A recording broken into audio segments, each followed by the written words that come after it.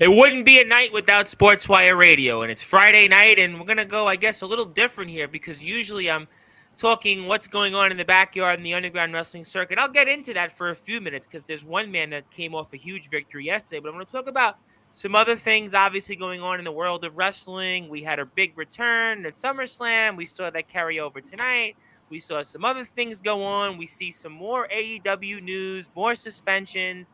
If you've been bored with the Olympics, no longer watching it, football, you're not getting into to next month. Baseball, well, that kind of came and went. We've got your fix here on Sportswire Radio because I got two of my guys here. My senior wrestling analyst, a man that obviously dabbled kind of for a brief period of time in that world. He was trained by a heart. He is Mr. Randy Dillon, also the host and founder of the Hockey Fan Chat, and a man that's coming off, I can't quite say it's the biggest win of his career, but maybe it's the biggest singles win of his career. The biggest singles win of his career, at least in Tennessee backyard wrestling. A man that's raising canes. I do feel like he's cut his hair since the last time I saw him, but maybe it looks like you've cut your hair. I don't know what it is, but it looks like you've cut your hair. But I actually dyed it.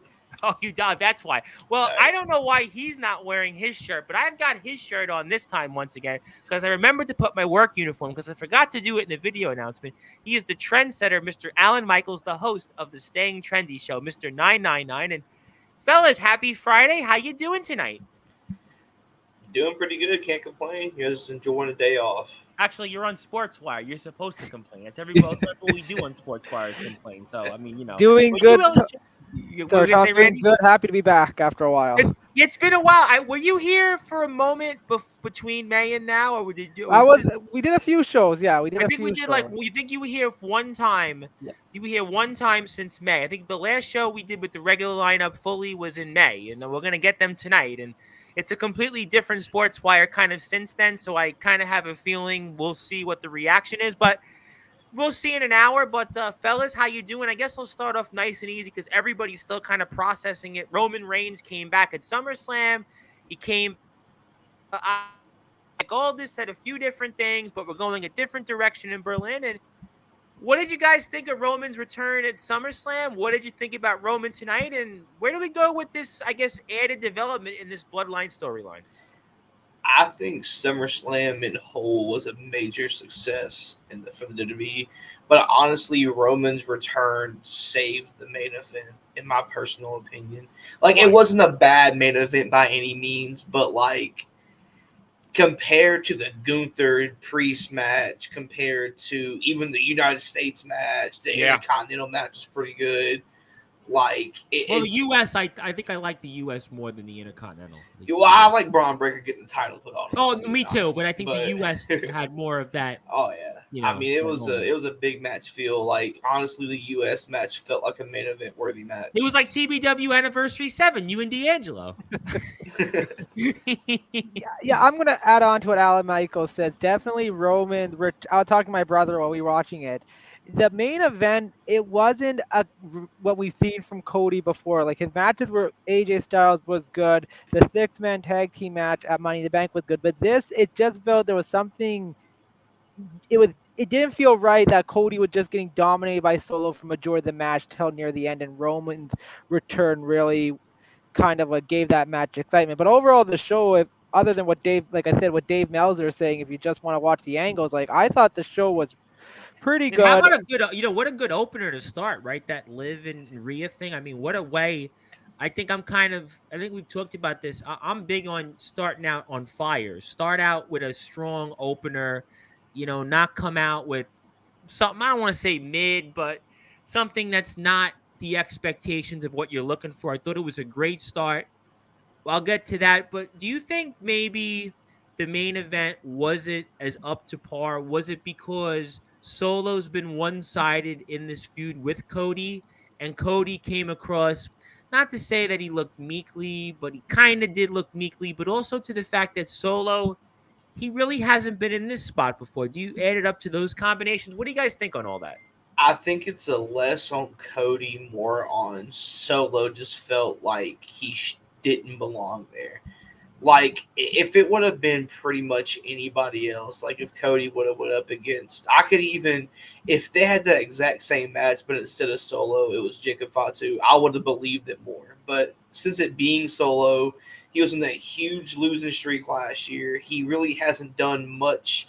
I mean, he's playing the stereotypical chicken shit, just dastardly heel who's acts like he's the big bad, but always kind of needs backup. He's like, I don't know. It's a 10 times worse version of the Bloodline, but I'm still enjoying it. But it just didn't. I don't know. I couldn't believe that Solo was dominating Cody most of the match. You have a thought on that, Randy? Yeah, I agree with Alan because I feel like you look at their history where Cody has wins over Solo, and really Solo hasn't been in many I think Solo's last kind of big match before Money in the Bank was a tag team match with him and Tama Tonga versus Kevin Owens and Randy Orton in Backlash in France. So Solo hasn't Yeah, really that's a got while ago. We're talking it. 3 months ago, And all of basically. a sudden he's just dominating Cody, where Cody has kind of like fought all odds. Like he's been wrestling quite a bit in tag teams or singles matches on SmackDown. So you would think more advantages with Cody. I knew we would see a push from Solo, but I didn't think we would see that much, especially kind of in a Bloodline Rules match as well, where I thought Solo would use that more to his advantage, and it was kind of like a regular match until the Tama Tonga and Tom Lee came in. So would you think to the fact that because you haven't seen much of Solo in singles action, you've seen this new Bloodline, it didn't quite live up to a SummerSlam main event? I mean, it's SummerSlam. When we think about big WWE against premium live events now, right? What are the big ones? We think about Royal Rumble. We think about Mania. We think about SummerSlam and Survivor Series. Those are our core four, right? So SummerSlam is still a pretty big deal. And almost in a way, maybe it starts the second half of the wrestling year, right? If you think about it, if you break down WWE, you break it down into two halves, right? SummerSlam, the way it's positioned, is kind of in that second half, maybe Money in the Bank, but really the second half of the year where maybe you start to think about Mania season. SummerSlam at least slowly starts the wheels. So do you think maybe at least when Alan Michaels, who's actually been in a few main events by now, you've been in actually a couple of them, Alan, like what, 3 or 4 main events by now at this point? But the point is that maybe because of the expectations of what you expect in a SummerSlam main event, was that maybe that's why it didn't live up to those expectations? What do you think on that point? I think if it was a regular one-on-one match and they had the bloodline kind of surrounding the ring, I would have believed Solo dominating a little bit more because Cody's wondering about who's going to kind of interfere. But because it was a bloodline rules match, Solo came out by himself. It was pretty much just felt like a regular match for the first part of it. It was lacking, and then Alan Michaels at it. It doesn't help that Gunther and Priest put on a classic beforehand. LA Knight and Logan Paul. Logan Paul just keeps say what you want about the guy and his controversial takes. The man's phenomenal in the ring and keeps impressing. Oh, for listen, no question about it. I mean, we talk about this all the time, every week on Sportswire. You may not like his personality, you might not like some of the things he said, but there's no denying his athleticism, his no denying his ability. WWE has used him very well as an attraction. And I think that that's why that match. But I think you also, like you said, there was a lot of really good matches on the card. And it was really an otherwise strong SummerSlam. But that one particular, maybe your main event, Roman saved it. But didn't we expect Roman to return? I mean, we expected something, right? Because it's been 4 months. I mean, he can't sit on the sidelines forever. I mean, I know some people were on here saying, yeah, The Rock's going to come in, but I think The Rock is more down the line, right? That a fair statement to make on The Rock. The Rock is toward the real nick of the cranny and Mania season, whereas Roman coming back now adds another layer to the Bloodline storyline. What do you guys think on that? I could see it possibly going that way. I mean, I don't know. I just think that this having Solo in the main event definitely, brought it down a couple pegs. Well, he's not ready for it. It Listen, was he's a obvious. litmus He's test, not. I would say, for Solo. I I mean, think that he didn't do bad necessarily. Like But he it's just SummerSlam. SummerSlam is a big four premium live event of the year. Think about prior main events. We had what? Cena and Roman a couple years ago. We had last year was a huge main event. We had Brock and Cody was part of it. Wasn't a main event, but that was a huge deal. You had some really big SummerSlams over the years. SummerSlam's always exciting. I go back to, you think about Austin Undertaker here in New York, Madison Square Garden. You think about the triple threat years ago with Austin. I'm sure James Taylor is somewhere thinking about that. I'm going to do a TikTok reel on it. Austin, Mankind, and Triple H. I mean, you can go up and down the list of huge SummerSlam. How about Brock Lesnar was made at SummerSlam? The Rock and Brock Lesnar, Randy Orton. We won't mention who we took the title from at SummerSlam, but the point is, SummerSlam's a really big show when you think about it, and when you see Solo Sikoa in a main event in a Core 4 Premium Live, maybe that does have something to do with it. You know what I'm saying? I think the story was good. I just don't think it was executed at the right time. I think they build up, I think, good to the match, but I think the match itself, it wasn't executed enough where I think when they announced last week with Bloodline Rules, I really thought we would see a brawl. I really thought we would see more of a fight between Solo and Cody, and it was going to be like, and we knew the Bloodline would interfere, some other people would interfere. It really hasn't been that way. But it wasn't like that, and I think that would kind of turn it off, because if it was a regular match, I said, it would have been kind of okay, believable, but because they had that stipulation, Bloodline Rules, it just didn't feel right. Let me ask you guys another question. I know there's a few comments. I'll say hello to people. I appreciate everybody tuning in. But let me ask you guys another question. Jacob Fatu, and again, I guess he's out. He has an injury. The tag titles change. I think we spoke about this a little bit last week on the show. Randy was in the chat. But do you like that all of a sudden the tag titles change hands and now we're not going to see them defended? I mean, what do you guys make of that? I just feel like it was something like they needed DIY to be transition champions, and they needed to show that the Bloodline were believable. Yeah, Solo could win, but now we're gonna go through a situation where the tag titles, Jacob Fatu's injured, they're not defending them. Really, to me though, what's the point of taking the belts off somebody and putting them on people that aren't gonna wrestle with them? I mean, well, they could always do a Freebird rule and have Tonga Loa really, I mean, New Day, I guess, but Fatu's out. I mean, Fatu just came into WWE. I mean, I actually spoke. What a small world! I spoke about him less than 2 weeks ago with Tarzan Duran, who actually wrestled Jacob Fatu just about, I want to say, 15 months ago, and he's here in WWE, and now he's out. Yeah, I think I honestly, Alan Michaels, you can testify more than I can. Jacob Fatu's reaction, you don't react like that, angry in the ring, when you're supposed to do a spot and sell. I can honestly say he was mad, and because I think he legitimately did hurt himself. I know there were rumors and reports saying it's an angle. There was a picture of him in a walking booth, but from his reaction, I could tell like he legitimately hurt himself because he was. Well, angry. You guys have both listen, Alan. You're actually trained. Randy, you trained, so you guys know. I mean, do you know when your opponent's injured? Do you know when it's a real injury rather than like years ago, famously, Bret Hart had sort of the ankle injury and he really wasn't injured and they were using it for storyline, or guys clutch their back or neck and they're really not injured? And I mean, do you know when it's definite that your opponent's injured? Is there a sign or something for the audience, not to break the fourth wall too in depth? There is. I mean, you can definitely tell the frustration on his face. I mean, you only get like if you're hurt, like if you're hurt selling, you're not gonna look frustrated. You're gonna look actually hurt. But he looked definitely frustrated, and that's the frustration of, holy crap, my push is gonna get immediately cut because I just got hurt. Like when the prophecy beat you up at Rebellion, right? No, I came back the week after. You did come back and get a victory. Touche.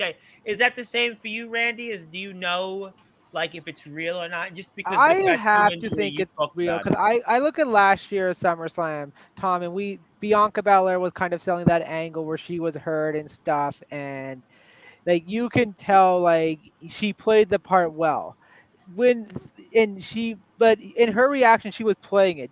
Jacob, when I've seen it a few times on TV when people get hurt, like a good example of me I remember is when Big Cass was in WWE. He was Yes. wrestling Enzo and he got hurt, and you can tell he was mad. He was like throwing stuff, like having a little tantrum, and that reminded me what Jacob Fatu did. He was like you don't slam the floor like that after you get hurt. Like you're frustrated, like or trying to get attention, and they kind of like cut him out after the whole match, and you could tell after the match like he was barely standing. Like you could tell he was trying to put no pressure on. Like I have to believe he's hurt. I think this screws up the tag team situation as well Which is what I brought up because they because just you won look the what belts. Roman Reigns did today. He made Tama Tonga and Tonga Loa look like pretty deadly was to But DIY. you had to admit that that was going to be expected. I mean, Roman's going to come in here and he's not going to come in and get beat up. He's not going to come in here and get just pushed around. It's Roman Reigns, and he has what has he had? What, one pinfall in some form or another over the last 4 years before the WrestleMania. I know there was the DQ match. I think there was one he got pinned once in a tag match, if I'm not mistaken, right on TV. Yeah. I mean, so he ain't losing. He ain't getting beaten down anytime soon. And I mean, there's obviously out there. Are we gonna get Cody and Roman at WrestleMania again and have the trilogy? I guess the rubber match. I just don't No, see it happening for not The, not at this year's WrestleMania. the no. Why only not? Why not? We're already. We're actually. This is the time to start thinking about it. Why do you say I'm no? honestly thinking if they haven't pulled the trigger on it yet, they're waiting for a special occasion. I'm honestly thinking Cody versus Randy at Mania. Cody versus Randy. I'm on the impression we might see a triple threat at Mania: Cody, Roman, Rock. Ooh, I Would like make that sense too. because if The Rock, which I know some people were saying in the chat, The Rock could come back. We knew Roman, I guess, according to what people read out there, and I tend to fall in line. Although Randy, I do follow you on X. I do share your clips. I'm sure you're aware of that. I But I appreciate try, Tom. no problem. We've been friends for a long time, but I obviously try not to read into that stuff. But it would make at least sense from my very little understanding of wrestling. I know absolutely nothing about wrestling, but I would say that realistically, if The Rock were to come back, it would have to be between Rumble and Mania. So if you were gonna go triple threat, that would kind of make sense a little bit to me. Yeah. So Or would you have Roman win the Rumble? I want to Yeah. have Roman win. This is where it gets confusing because it's either going to be a triple threat or it's going to be Rock versus Roman.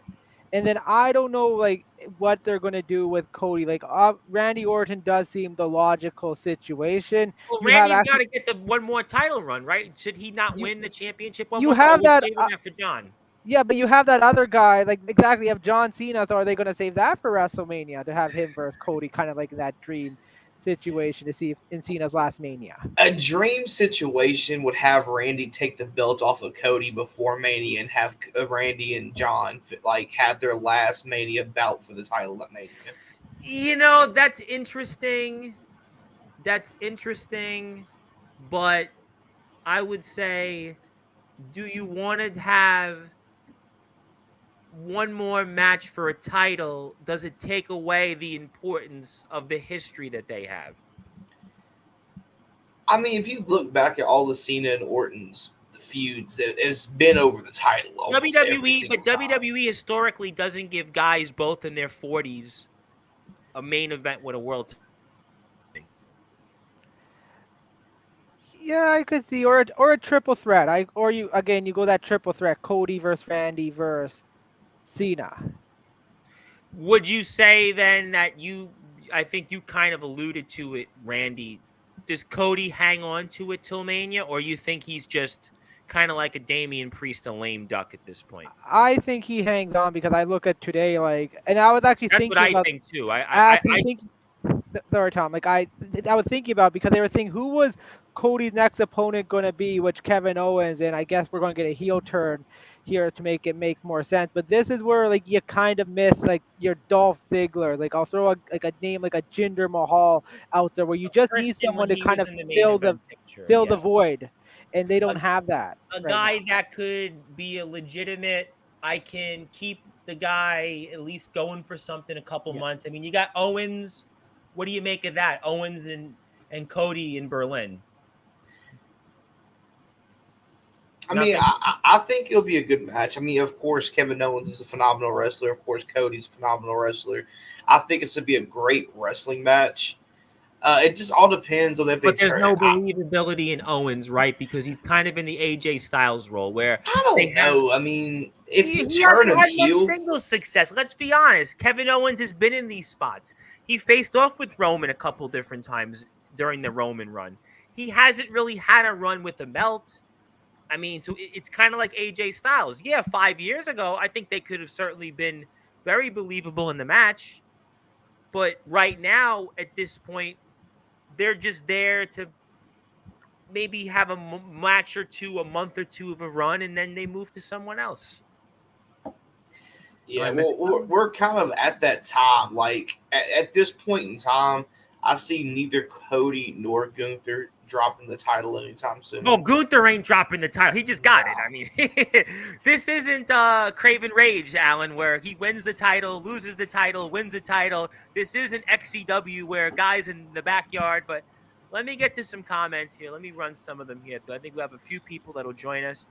I want to say hello to my buddy Judas. Judas was here on Sunday's show, and boy, Judas was quite a draw. I mean, maybe you'll meet him one day in the backyard, Alan. I hear, by the way, Alan, I hear they're doing another event coming up in Ohio, this thing called Backyard Havoc. Have you heard anything about it? November 9th to November 10th. Have you heard anything about Bremen, Ohio? I don't know what the geographics are like this time for you, but November 9th to 10th, they're doing a Backyard Havoc, and they're inviting a whole bunch of guys. And you know, a trendsetter, I'm sure, would be invited who just defeated Atomic Titan as a victory over Jay Wild, the Prophet, best friends with Russell Cooper. I mean, you know, do you want the invite? I mean, I'm sure I could certainly pull a string or two and, you know, obviously get an invite from my friend who I'm wearing a shirt of right now, you know. Gotcha. I'll definitely look into. I don't know what the schedule's looking like right now, but There's some pretty big stars in there. Big Man Cam's a part of it. I'm sure you've heard of Big Man Cam by now, and Darkron and Matthew Forsaken. Jacob Collins, I hear, is involved. Jason Storm is involved. I mean, some big names. And I even hear, Alan, I saw on Instagram real quick that I saw your name mentioned sort of in a story there on Instagram. Should I not comment on that or just leave that out sometime? I mean, you can comment on it. You should. Am I allowed to comment? I should say Yeah, no. you're allowed to comment on that. So I saw something on an Instagram story by this guy, Jack Delta. You heard of him, right? Definitely, yeah, Shared a locker room with him, right? Remember that? I do. I saw your name, your trendsetter name mentioned with him and such. And I mean, is he coming back to TBW, or is that meaning you're maybe looking at going over there, maybe in Michigan? Well, it's just something to throw out there, but I'm down to go to He didn't Michigan. And dismiss it. He usually, a lot of guys say, and he tells it, even says it here all the time on Sportswire. He don't answer to everybody, but he didn't dismiss you. oh yeah, Jack's a good guy, man. I I definitely love know to he's a give good him guy. a. He's I been here 4 times. Yeah, I definitely love to get in the ring with him and give him a run for his money for that REW World Title. Interesting. So, who knows? Maybe you and Mr. Delta did. That'd be a rather interesting story. Well, who knows? I mean, but obviously we'll have to find out for sure. But let me get to some more comments. Want to say hello to Mr. Omen Black. Omen, I hope you're doing well out there. It's been a while since you've been on Sportswire. I would imagine you're going to be here on Thursday's show. We have a slew of guys in the IMF, and I hope you are doing well out there, and definitely hope you are staying trendy because it is your show after all. Try to use an Allen line there. Ashley D's in the house. How you doing, Ashley? Ashley was here yesterday. We were talking about tuberculosis shots for whatever reason, or was it tuberculosis? Whatever it is, it doesn't make a difference. We were talking about shots, and maybe we need shots. I don't know. But Ethan Sorensen is here. How you doing, Ethan? Mr. Darkron, he definitely heard what you said, Alan, because he's the host of Backyard Havoc, and you see the logo there of Backyard Havoc. So I'm sure I could make an arrangement for you, Alan. Don't worry about it. I got you. Obviously, you've been a good friend over the past year. I'm wearing your shirt. It's the least I could do after you giving me this shirt. You spending your hard-earned cash you spending that hard-earned cash, to make sure that I'm wearing this shirt to represent you. Embellishing there a little bit. Yes, I know. But let me get to a couple more comments. I thought the segment between Cody Rhodes and Kevin Owens was really good. Tom, what did you guys think about Cody giving? I think we pretty much talked about KO getting a title in Berlin.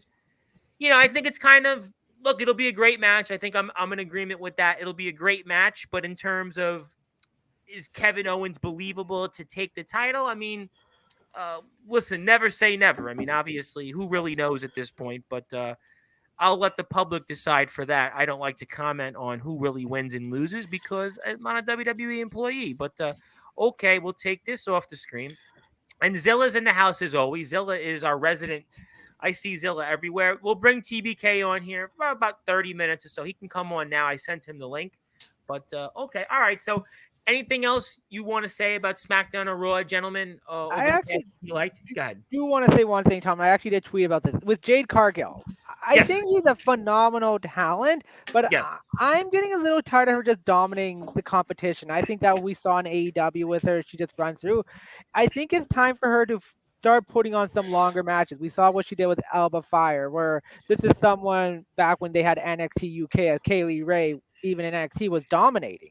She was a top competitor, and Jade just walked through her. I think, I understand you have your characters like your Chelsea Green, your Kaden Carter, and all those, but I think I feel like for Jade, if we want to make her more of a star, she needs to start being some a little bit longer matches and put on a little bit more of a show.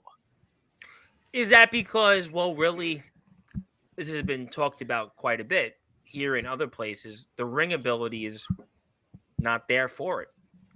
I don't know if it's a ring ability or they're waiting. Because they have her with Bianca Belair. Are they How waiting? much longer can you wait? She's been on the roster for what? 9 months? Exactly. TBK, how's it going, brother?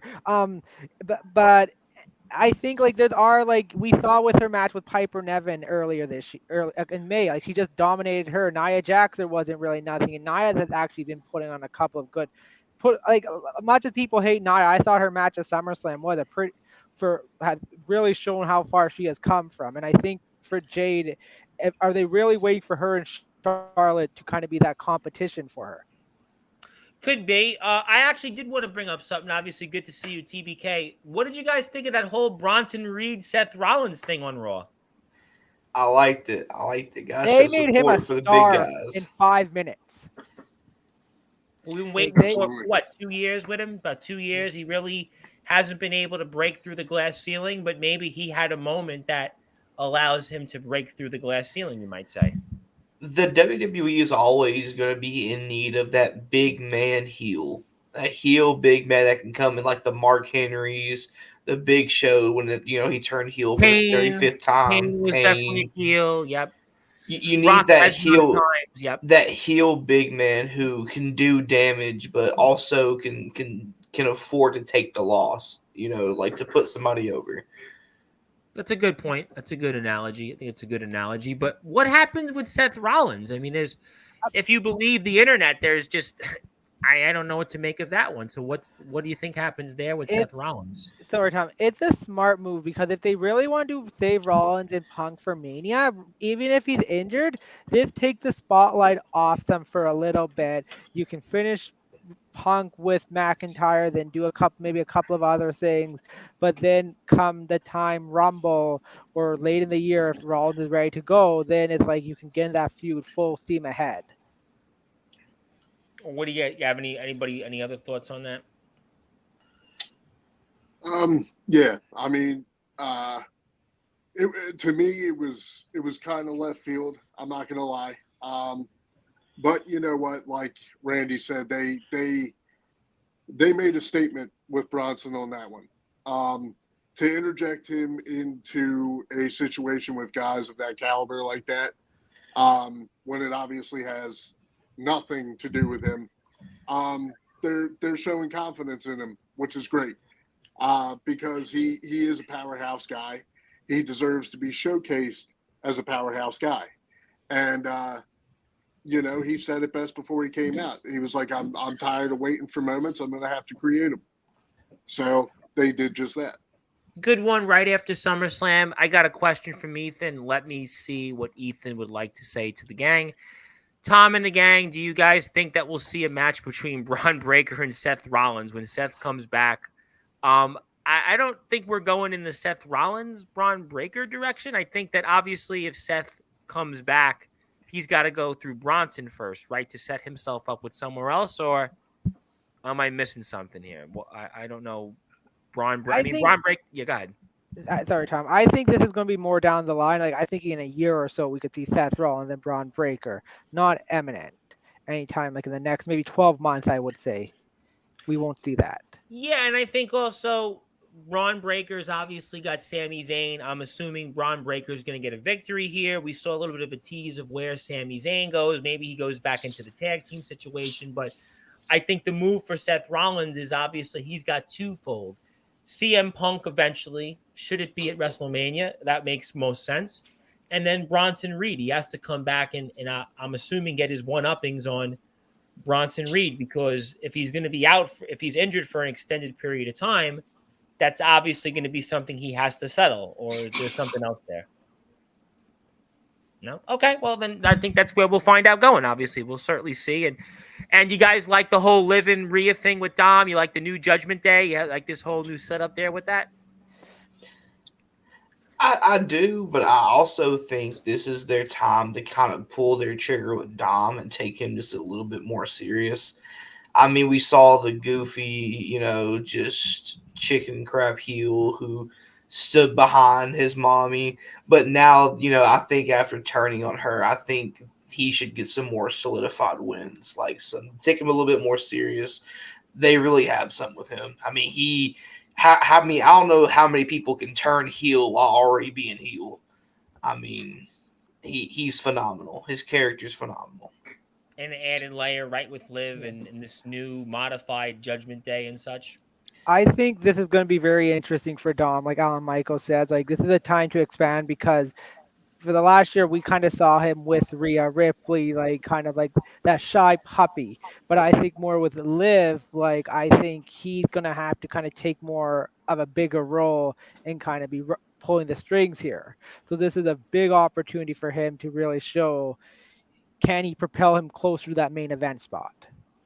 Anything else? Anything would like to add on all that? I know we spoke about Gunther and Priest for a little bit to open, but anything else anybody has on this new Judgment Day? Dom, Liv, anything else? What is Carlito's gonna do in this new Judgment Day? That's my question. He's just gonna be throwing up the one-liners. I think that's what Carlito's there for. He's basically the new Farouk pretty much at this point. He's the new Ron Simmons. I mean, I guess it's one of those things where considering his age, I guess, and how long he'd been out of WWE, that unfortunately this is probably what he is. I mean, does anybody think he'll get a big singles run again, or not really?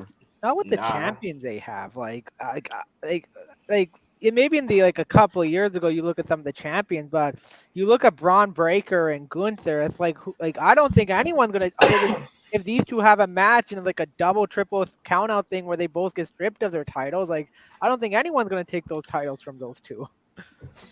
No, I mean, both brands. I mean, you look at Raw, you have Gunther and you have Braun Breaker, and then even the tag champs, the Judgment Day. I mean, you can see them losing the belts. But and then on SmackDown, you have Cody and then you have LA Knight. I mean, those champions are solid. I mean, they got a very solid core of champions right now.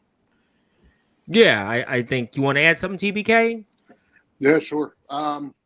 So, I mean, I'll be honest with you. To me, Carlito is absolute waste of space. Don't need him. And you know what? I as far as the Judgment Day is concerned, I've made this comment before. I don't know. I'm getting a little tired of the Bloodline light. It is the Judgment Day is Raw's Bloodline. It's annoying. They're taking factions and they're creating subsections of those factions to keep them alive. It's annoying at this point. Now I do agree that Dom being a heel and turning heel, that is pretty amazing. I will say that. I agree with Alan 100% that the chicken shit and annoying heat needs to stop. If you're going to give him that big of a reaction, then start to give him more serious heat for more serious reasons. Enough being the pretend gangster, the one the 1 week in prison, all that bullshit. It was lame. It's still lame. But he's one of your biggest heels, and like I said, I feel like he's one of your biggest heels because people are annoyed by him. So now give him heat for serious reasons. Yeah, I mean, I think that's obviously a good question. We'll certainly see. I know WWE's got a lot of things in the pike planned. Ethan wants to say, honestly, the Finn Balor turning on Damian Priest was a really good build-up. Yeah, that was a good little thing. I think we'll see some of that play out. We've got Priest and Rhea kind of aligned with the Judgment Day. I think that's stuff that we'll see develop. I think we talked about Breakker winning the IC belt. I know Zayn gets the rematch, but I think most people expect Breakker to win that title. There was an opening mentioned maybe with Uso and Zayn to go after the tag belts. Could be interesting. I think LA Knight winning the U.S. title. We're going to see him and Santos Escobar square off. That's going to be good. We've spoke about Cody. I think that's good. Nia Jax winning the women's belt. I think most people kind of thought either she would win or maybe Bayley would retain with a Tiffany cash-in, but, wasn't, I would say, out of the ordinary with that. Let me ask you guys, because obviously we'll get the regular guys on here and we'll see how it ends up here over the next 20 or so minutes. We'll bring them on. But what do you guys think about what's going on in AEW? I hear more suspensions. I hear viewership is dropping even further levels. I heard this week they dropped to 600,000, I think Meltzer reported. I remember once upon a time when they had Punk, they were over 1 million. And I think they started the year, it was like 800,000, maybe 850, and they're at 600 now. And I mean, the latest was Britt Baker was suspended, and I don't even know what she was suspended for. I mean, and we got All In coming up here, and I think, about less than 3 weeks or just about 3 weeks. And, I mean, what's going on now in AEW? Listen, I'm going to be honest with you, Tom.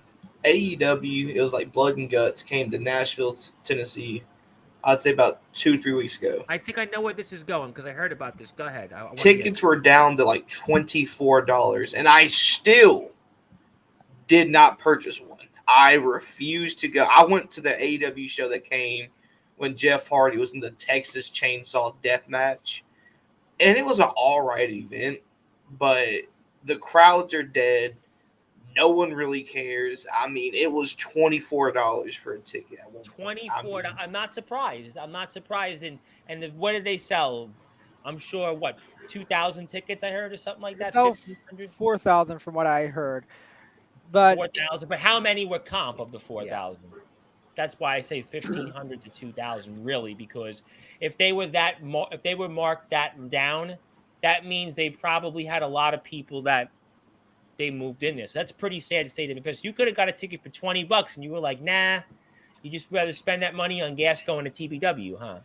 I mean, the gas getting down there was the main thing disturbing me from going, honestly. And they still don't have a TV deal. Another week goes by and there's no TV deal. I mean, it's a shit show there. I mean,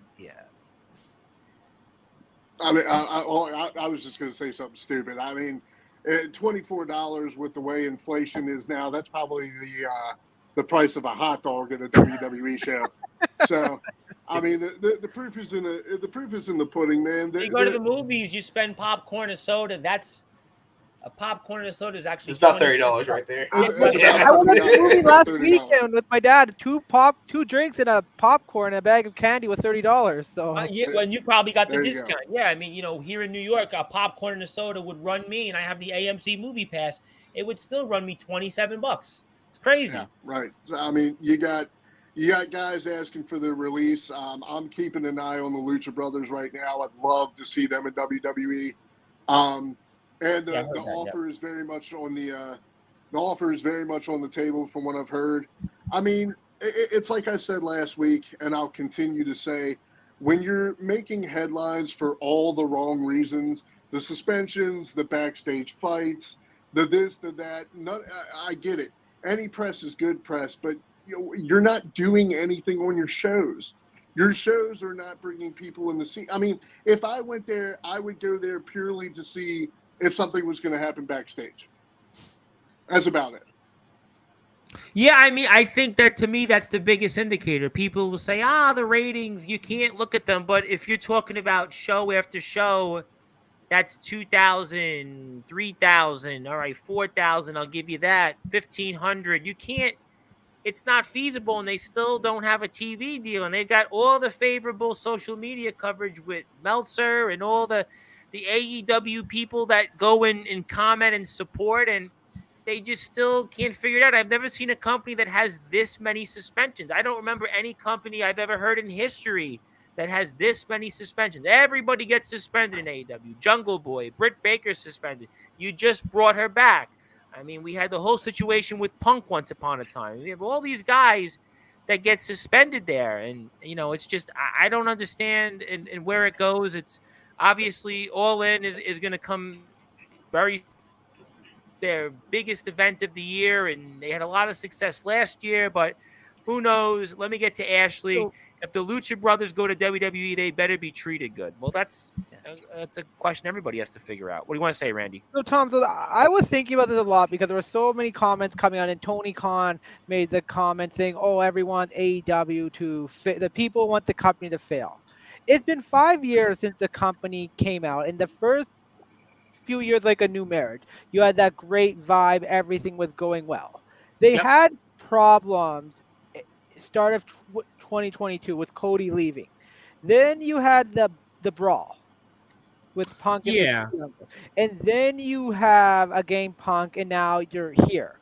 Well, The I think the problem, peak was summer 21. I think the peak was summer 2021 with with Punk debuting. and the problem I think with AEW is you look at when I'll keep saying this, and this is true. AEW made wrestling better because it was a fresh face, new competition. What are we going to see? They haven't changed on what they're going to do. They're still pushing the same talent, doing the same thing they were doing a few years ago. Even last year, you bring someone new, you just put them up, you ignore your talent you originally brought in. Well, they Like, bring people in, sign them. They get 1 week, 2 weeks. We're like pumped up for them, and then after that, they just go to the dustbin and almost. then I talked to my friend in a few weeks. We talked about the month. Like AEW, the only chance you're going to succeed in AEW if you know how to run the politics and get a Tony Khan's ear, or you're from with the Young Bucks. That's the Young Bucks, and that's where I look at a guy. Like I know the report that Bobby Lashley going to AEW. Bobby Lashley kind of know how to work the system, so he'll easily be able to go kind of at the Yeah, top. I mean, I guess Bobby Lashley in AEW, I guess it would be okay. I mean, if he stayed in WWE, considering what the last 2 years, he's kind of wallowed a little bit. He'd probably be one guy that might need a change of scenery. Ricochet, I know, is a guy everybody talks about, but they collect these guys and And they don't really do much with them. I just And I don't, said this don't know. last week, Tom. Sorry, I said this last week on the chat. Ricochet go to AEW. He's gonna have his one match with Osprey. He's gonna get thrown to the dust. You look at someone like Darby Allin. Darby Allin's really the evil Knievel of AEW. He has no persona whatsoever. You just want to see if this guy's gonna survive death at this point. MJF is kind of their only big kind of established star, single Yeah. star, and I don't even think they know what him doing because are they teasing him joining Don Callis? But I don't think he needs to be with the Don Callis family. Like they put someone in a direction, but they don't really know if that direction is going to work. We saw last year with Sammy Guevara. They broke him up with Jericho. Okay, he's back with Jericho. Ricky Starks was a guy they were Yep. seeming like going in that direction. It didn't work with him. I hate to say it, it boils down to storylines, and the storylines are. Alan, you're in TBW. You've been in some big storylines. You know how it goes. I mean, the storylines are kind of what they are, and I think that that's a problem that the company has. They collect people, and I don't think Lashley would move the needle for them. I said it last week on the show. I don't think Ricochet would move the needle. I don't think anything can move the needle because Shane already- McMahon might, but he might make it yeah, by people himself. are talking about that on social media. I guess he could, but what would it be? A couple weeks? It's like staying at Greensboro. It's going to sell out. it would be a wholly fill in the blank moment, but would it save the company, or not save the company, but really help bring the company up to where it was? I don't know. I mean, No. the only thing I Uh, could think of is if he's buying the company, maybe that would be an interesting swerve. But And then last thing about, I'll make this last comment because I know I've been talking for a while. The last thing about AEW with All In, like they gave away their biggest match on live television 2 weeks ago with MJF and Will Ospreay, yep. and that was, I think, the only. And then now it's like kind of like, okay, we saw this match on TV. Why do we want to? Are we like, there's no excitement to see it again? Like they're Hangman Adam Page and Swerve really been carrying the story, and then Brian Danielson kind of get interfered, and Hangman now in No Man Land, and the only story you have there kind of saving that anyone has interest is Mariah May versus Tony Storm. Other than that, what else are you kind of like? There's really nothing to keep your interest. And I think that's been AEW problem. And I They think that's keep why the numbers have continued to drop. May and Storm is interesting because of the development of the storyline, but I don't know. Let me get to a few comments here. Oh, James Taylor, CJ Black show was supposed to be tonight. Yes, it was supposed to be tonight, but it's going to be tomorrow. That's good. Let me know what time it is. Aaron Blaze is here 9 o'clock tomorrow, so you're welcome to do it after, before it, during. Just let me know. He says hello to everybody. Appreciate that.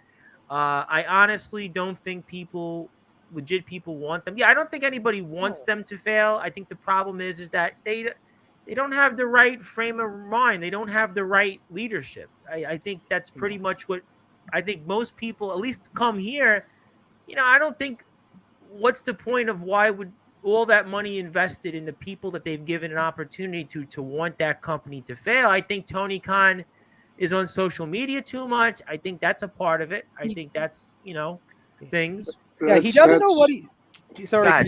he doesn't know what he's doing. I watched the Paul Heyman documentary AE yesterday, and what Paul Heyman did and what he did with ECW with that little budget, if Paul Heyman had the budget Tony Khan did, ECW would, I think, kick WWE and WCW's butt. Oh, They I might mean, not be Heyman around. said that all the time. I'll come back to that. You want to say something, TBK?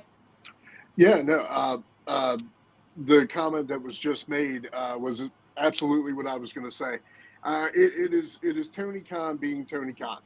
That comment of everybody just wants to see AEW fail. Yeah, no, that's a whiny bitch cop out statement. Nobody wants to see your company fail. We want to see you do what you're supposed to do. You got big pockets. Give the money and get the fuck out of the way. Let your talent show their talent. Stop meddling in things you know nothing about, and take your hands off the product and watch it maybe flourish. Look, when AEW came around, when they first started, it was great, man. I was watching, I was invested. There was a point in time where, TBK, the WWE mark, was sitting there going, hey, yo, AEW's blowing WWE out of the water. Now, I mean, that's not saying much because Vince, but anyway, he was still very much running the show at that point. Nobody wants his company to fail. We just want to see the potential that it has come to fruition. Stop fucking it up. Get out of the way. You have anything you want to add, Alan, as a man who's a part of a successful company with about 8,000 subs on YouTube, or nah? I agree. I mean, just you hired all this talent for a reason. You have people backstage like Jerry Lynn. You had Arn Anderson backstage. Dean Malenko. I mean, let these guys who know the business in and out. I think Ricky Steamboat, right, has had a little bit of a role in AEW, right? Yeah, Mark Henry, Mark Big Henry, Show. I Big mean, Show. the names go on. I'm sure Christian is helping out there. I was just going to say that you have veteran leadership back there. Jericho. I mean, let Sting them do what they're meant to do and really mentor these young guys. Well, listen, Cody, I think Randy said it. Cody leaving 2.5 years ago. That's, that was a big, unfortunate. That definitely hurt the tide. Jeff Jarrett's there, another guy who obviously owned the company. I think that's, a thing there. Let me get to a couple other comments here before we make the hockey line change in a few minutes. Also here, no sane person wants to see AEW fail. It needs a flush in corporate. Well, he's funding it. Well, his father's funding it, and that's probably not going to happen anytime soon. Also, honestly, Tom, considering AEW doesn't use their superstars, they should just go to the WWE, in my opinion, because otherwise they would just get suspensions. Well, I mean, I think you're seeing people go from AEW to WWE, and it's no longer. I mean, look, there's going to be some guys like Lashley and Ricochet. They'll go there. We'll see what happens, but I think you're seeing more of a get black, back and forth. I have close friends who are currently signed to AEW. You can ask TBK the issues. Yeah, I mean, look, it's well documented. People talk about it. I listen to Eric Bischoff's podcast. I listen to Bruce Pritchard, Jim Cornette, and it's all the same mumbo jumbo. It's unfortunate. Yeah, It's what it is. yeah, it just Tony Khan. He doesn't know what like. You look what he's doing, how he's booking. He's booking like this is his fantasy team. Like he's not running it as a business. He's running it as I'm playing the video game, and I'm gonna book all these matches how I Yeah. want and give an idea. And like Yeah. some of it's great. And I actually remember Bruce Hart telling me this when I first was training. He said you can't do the flashy big move, big pops all the time because eventually that's what the crowd wants. I think AEW gave that to the fans, but now they've done it so much, it's just kind of like ugh. And because they're not really doing any like kind of thing traditional, like trying to get people invested, they're just doing it as a kind of a flash in the pants. It's not sustainable. No, it's not. But I guess he's got the pockets, but the product's numbers. You want to say something, Alan? Yes. The biggest issue I have with AEW, and it's something that WWE has gotten 100% correct a lot of the time, you don't have to have this 30-minute barn burners every single freaking Dynamite, every single collision. Sometimes you have to have that 7-minute story-driven match. Like, I had my 20-minute match against Jay Wild at Rebellion, and then I had a 7-minute match on With Rampage. Titan. You don't have to have 5-star How about classics the every tag single match you had with Cooper versus the singles match with Titan, the first round you had? How about the matches you had last year with Shane Davidson when he was the Southern Bulldozer and Armageddon Shane Davidson? That's the problem. There's no continuity. There's no flow. There's no even flow, to quote Pearl Jam. There's no just, unfortunately, those are things that, they struggle with. Yeah, he's running it as a fan. I agree with Ashley. He's running it as a fan, and that's what's that. Before how are you supposed to one up yourself? Like, how are you supposed to one up that match that Ospreay and MJF had on Dynamite? How are you supposed to make it a match any better than that? You've already had a 1 hour or whatever it was classic. There's no one up in that. Well, there is, but it's just for a mid card title, you don't want an hour match. No, but that's what it is. Before I move on to final things, we'll bring the regular guys on here in 10 minutes. Rob Maraska's got to get the New York Met baseball fix in.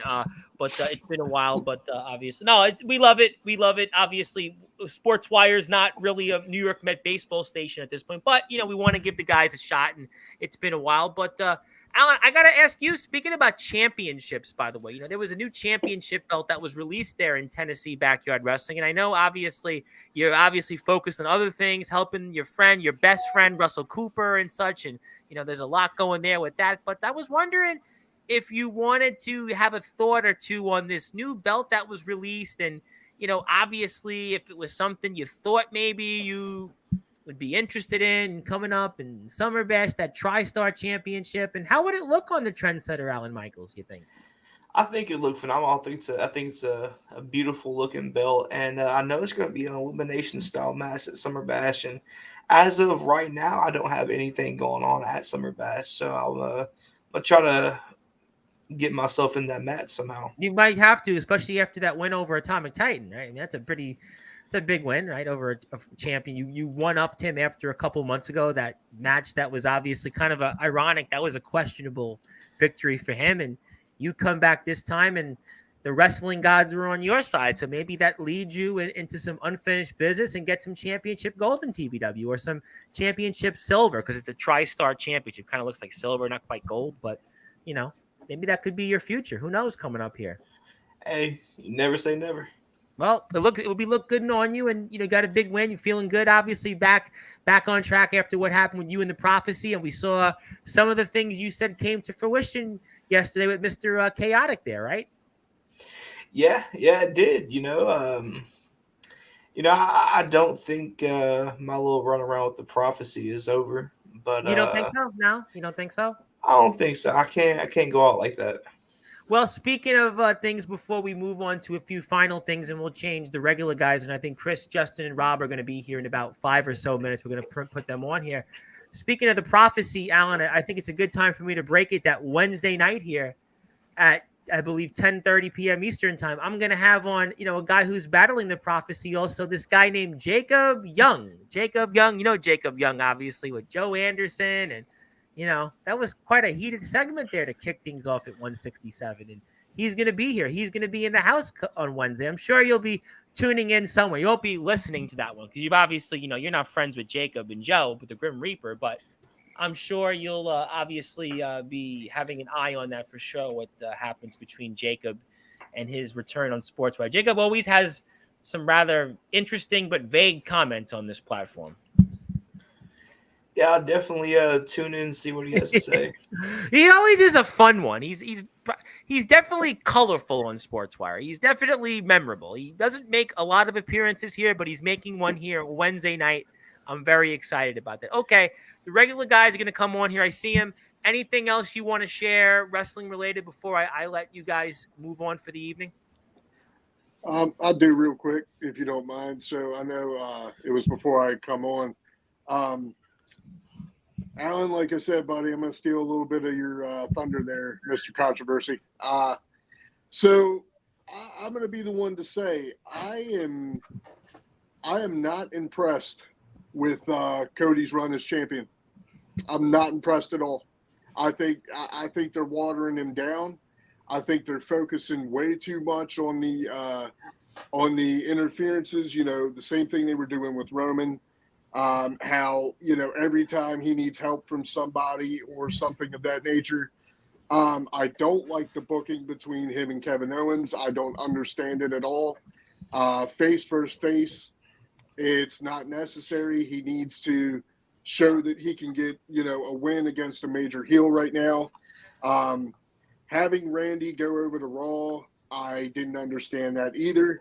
What I would have liked to have seen, and maybe Randy and Alan, you'll see what I'm getting at. I'm going to give him 60-second answers only because I got to transfer to the other guys. So that's the only reason I don't want to go long on it. Yep, no worries. The only thing I would have liked to have seen is if they were going to go this route with Cody and Kevin is, eventually on down the line, maybe before they got to Bash at Berlin, have Randy come up to Cody and be like, can't help but notice that you only came to Kevin about this. Have I not been helping you too, sort of thing, and they've been teasing that Randy has been looking at that championship for a while now. So, I mean, if there's anybody who deserves, like I said, a big heel turn before maybe his time is up, it's Randy Orton.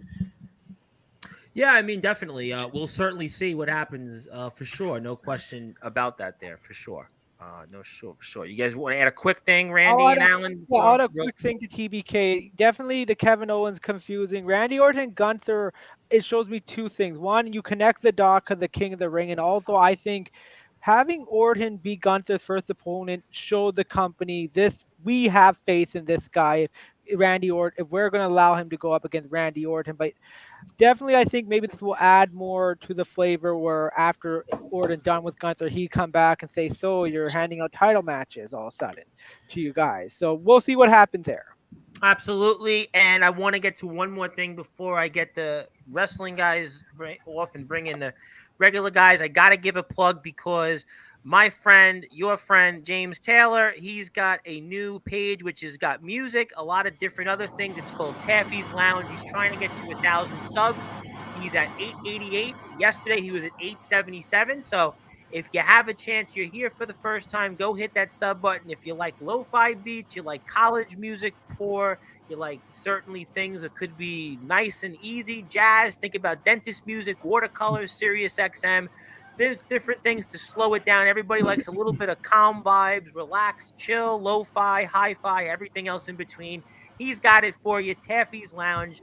Hit that sub button for the big hug. You got a lot of relaxing music, just stuff there for everybody and anybody, whether it's a long day at work, whether it's a hard day out in the road, whatever it might be. Go hit that sub button for Taffy's Lounge. We thank him for his support. We're going to see James back here later this weekend. He congratulates Alan on his win against Mr. Titan. He was obviously very happy about that. I know, knowing James, he was very happy about that, but we certainly won't go down that road. But we thank James, and we heard everybody get that sub, and I'll put the link up here later.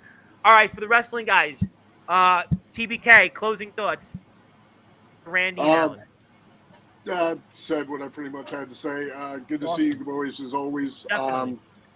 Rob, I'm sure you'll rivet us to death with the Mets and somebody dying. Yeah. Well, Justin, hopefully good to the see you listenership back, buddy. doesn't die too much after that, but it is what it is. But it's good to have the guys back. We're gonna, try. We're gonna definitely do the best we can. But good stuff. Thank you, TBK. We'll definitely see you here for sure next week. Appreciate your time and good efforts. Randy, want to give you the floor. Anything else you got for us? Yeah, I'll make it quick. Rob, Chris, Justin, great to see you guys. TBK, good to see you as well. Alan, always a pleasure.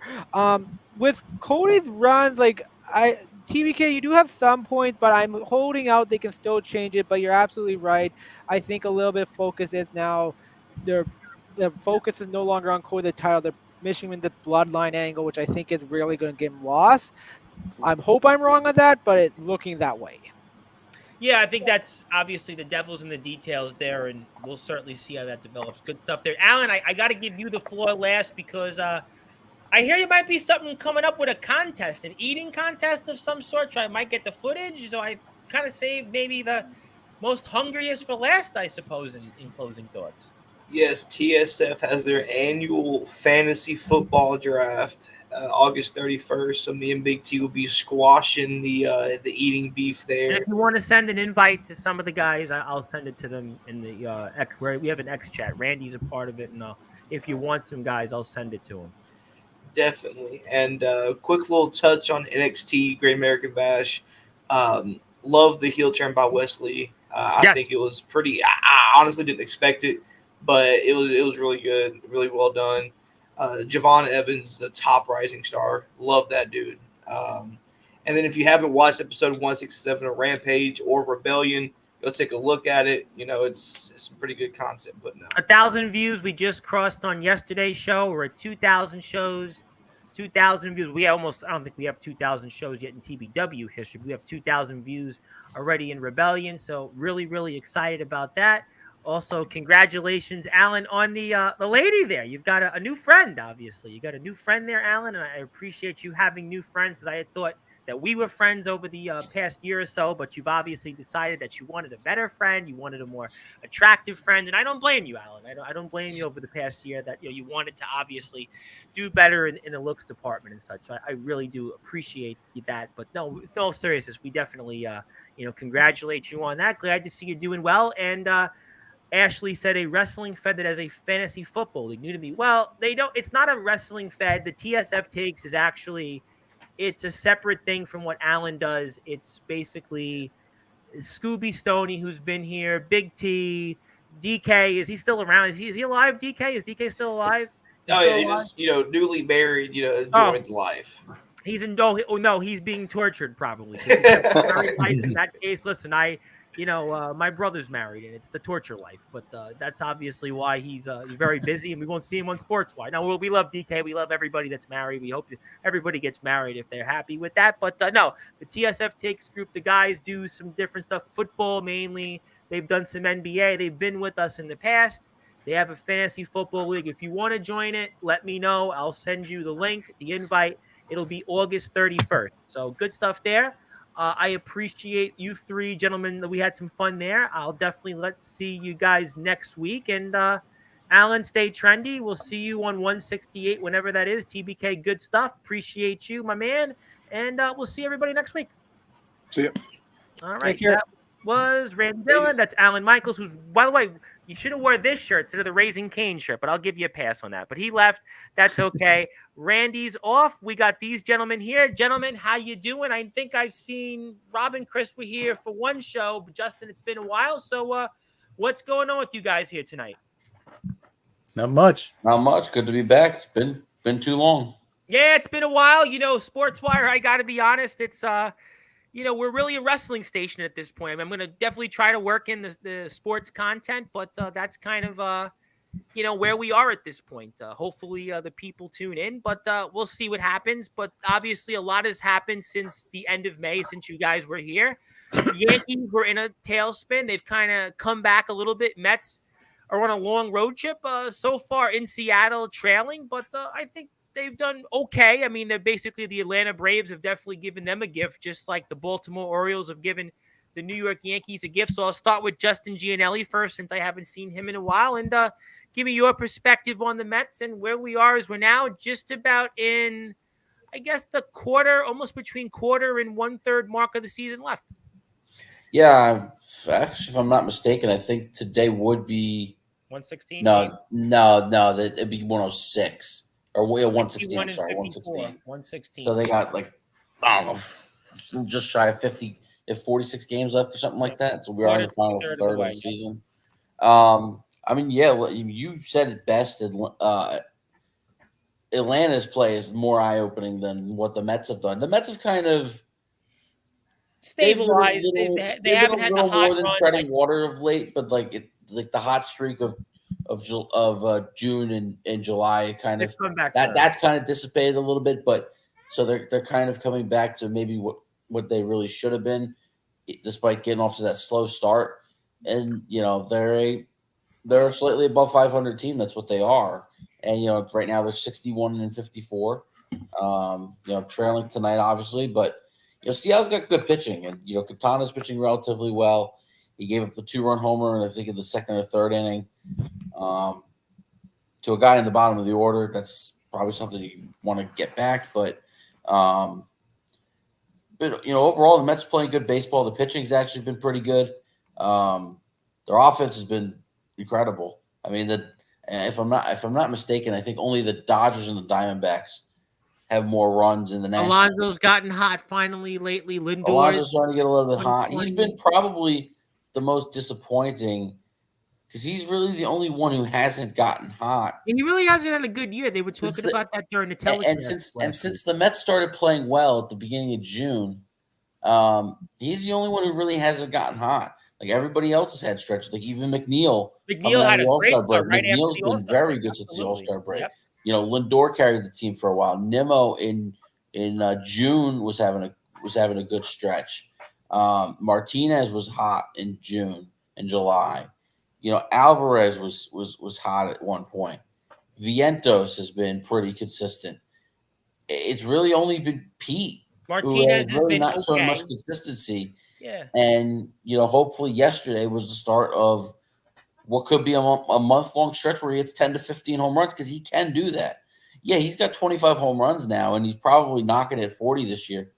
But he could certainly go on one of those tears where next thing you're looking up, he's got 45 home runs. He can do that.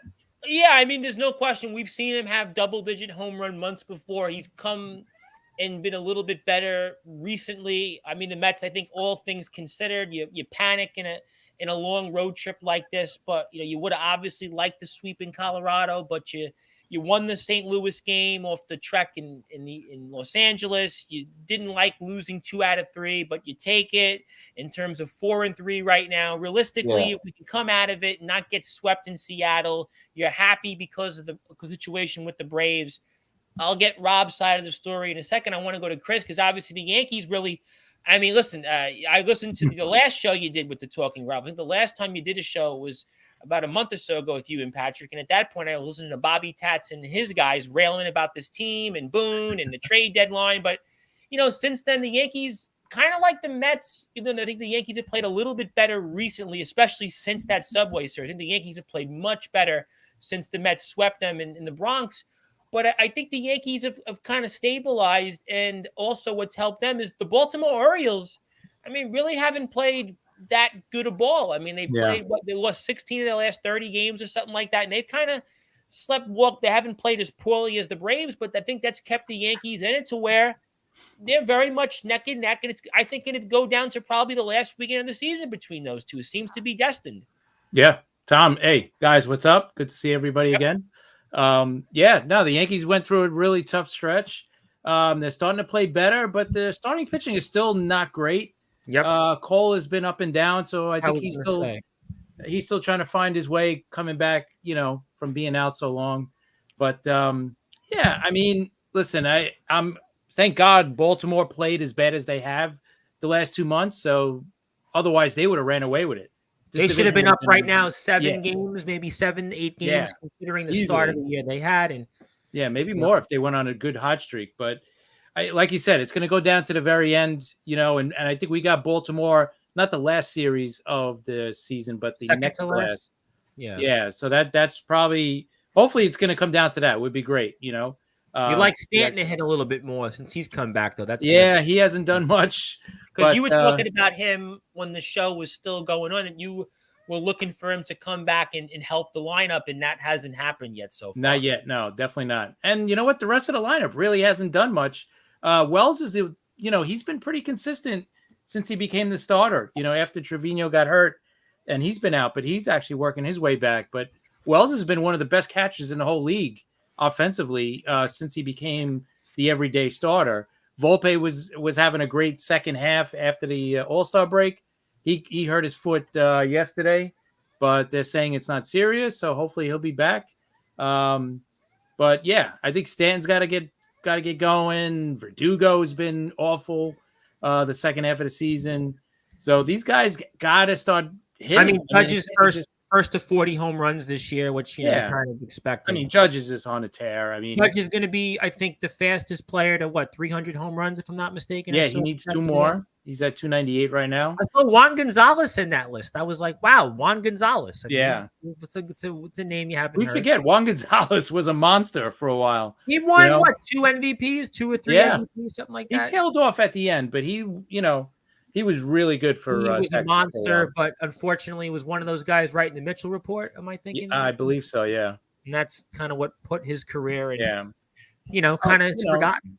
Kind of like an Albert Bell almost. They're big names. Exactly. You look back, but they're forgotten today. But yeah, amazing with Judge and Yankees. I play tomorrow because today's game, obviously, with the weather. I would imagine. Yeah, they play 2 tomorrow. Regular doubleheader.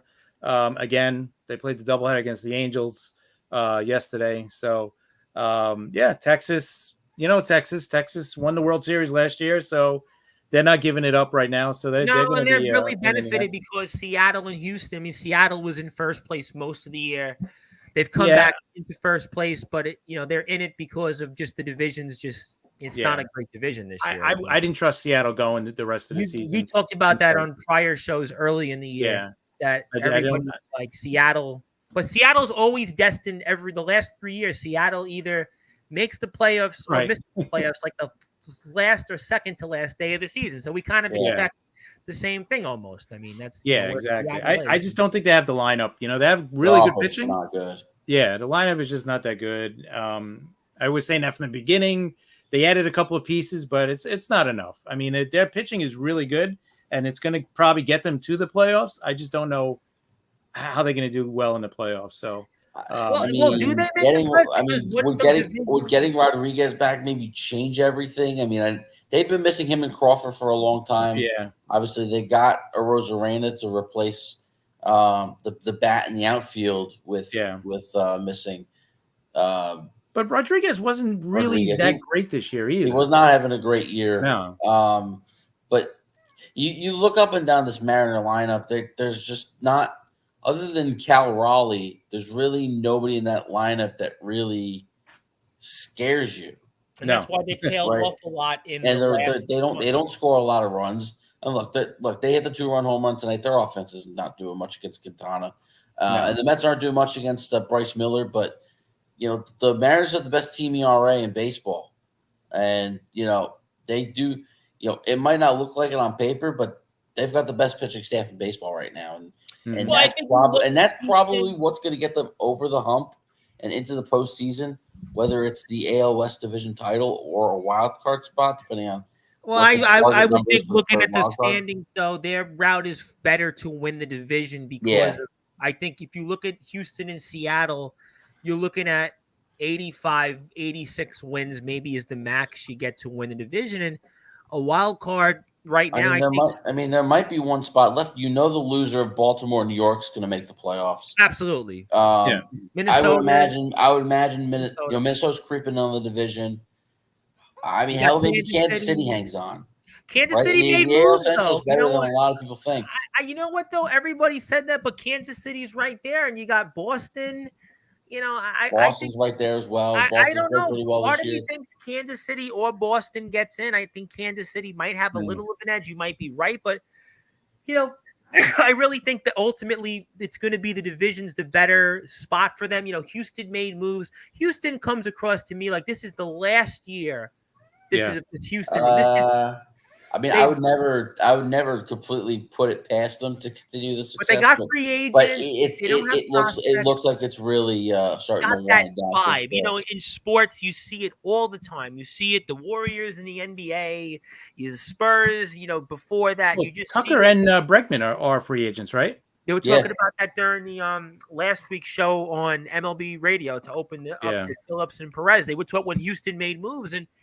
You know, that's that. Obviously, Rob Maraska, you're here. You're New York Mets. I mean, Justin gave us the story. But, you know, look, I think all things considered, the Mets weren't going to keep up the run that they had, you know, in the month of June going into the All-Star break, post-break. But Atlanta's definitely given them a gift. There's a cluster of teams. And, you know, the Mets are pretty much going to be in a coin toss to make the playoffs, I think, through the rest of the season. They got a tough month of August because of the road games. U.S. opens in 2 weeks. So, you knew that the Mets were going to have to make up some road games. And, you know, all things considering, that's kind of where they are. But I think for the Mets, you're kind of happy with where you are because of the Braves struggling. And, you know, once again, it's a coin toss between a slew of teams in that wild card.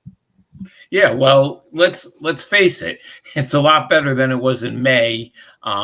You know, when we thought we were gonna, you know, the season was over. Yeah, and, they you were know, 10 games under 500. I think 22 and 30, maybe 3, even 11 games under 500. And that was the low water mark. Going into Memorial Day, that was the last show. We did a show. We did one, but the full regular show. That was really the low point of the season. The Mets blew a bunch of games in that month, and the home attendance was what it was. And you know, the Mets have played pretty good ball. I mean, they've kind of stabilized since then, not playing as well, but it's a coin toss, really, with all these teams in a wild card, you know? Yeah, and you got to give David Stearns some credit. You know, he made some decent moves. You know, he put some life back into this team because, listen, they, like you said, in May, they looked dead. They were dead. They were, I mean, you didn't even want to watch New York Met baseball. New York Met baseball was like a joke. Yeah, it was boring, and now all of a sudden, you know, they had the, you know, the hot run in June and,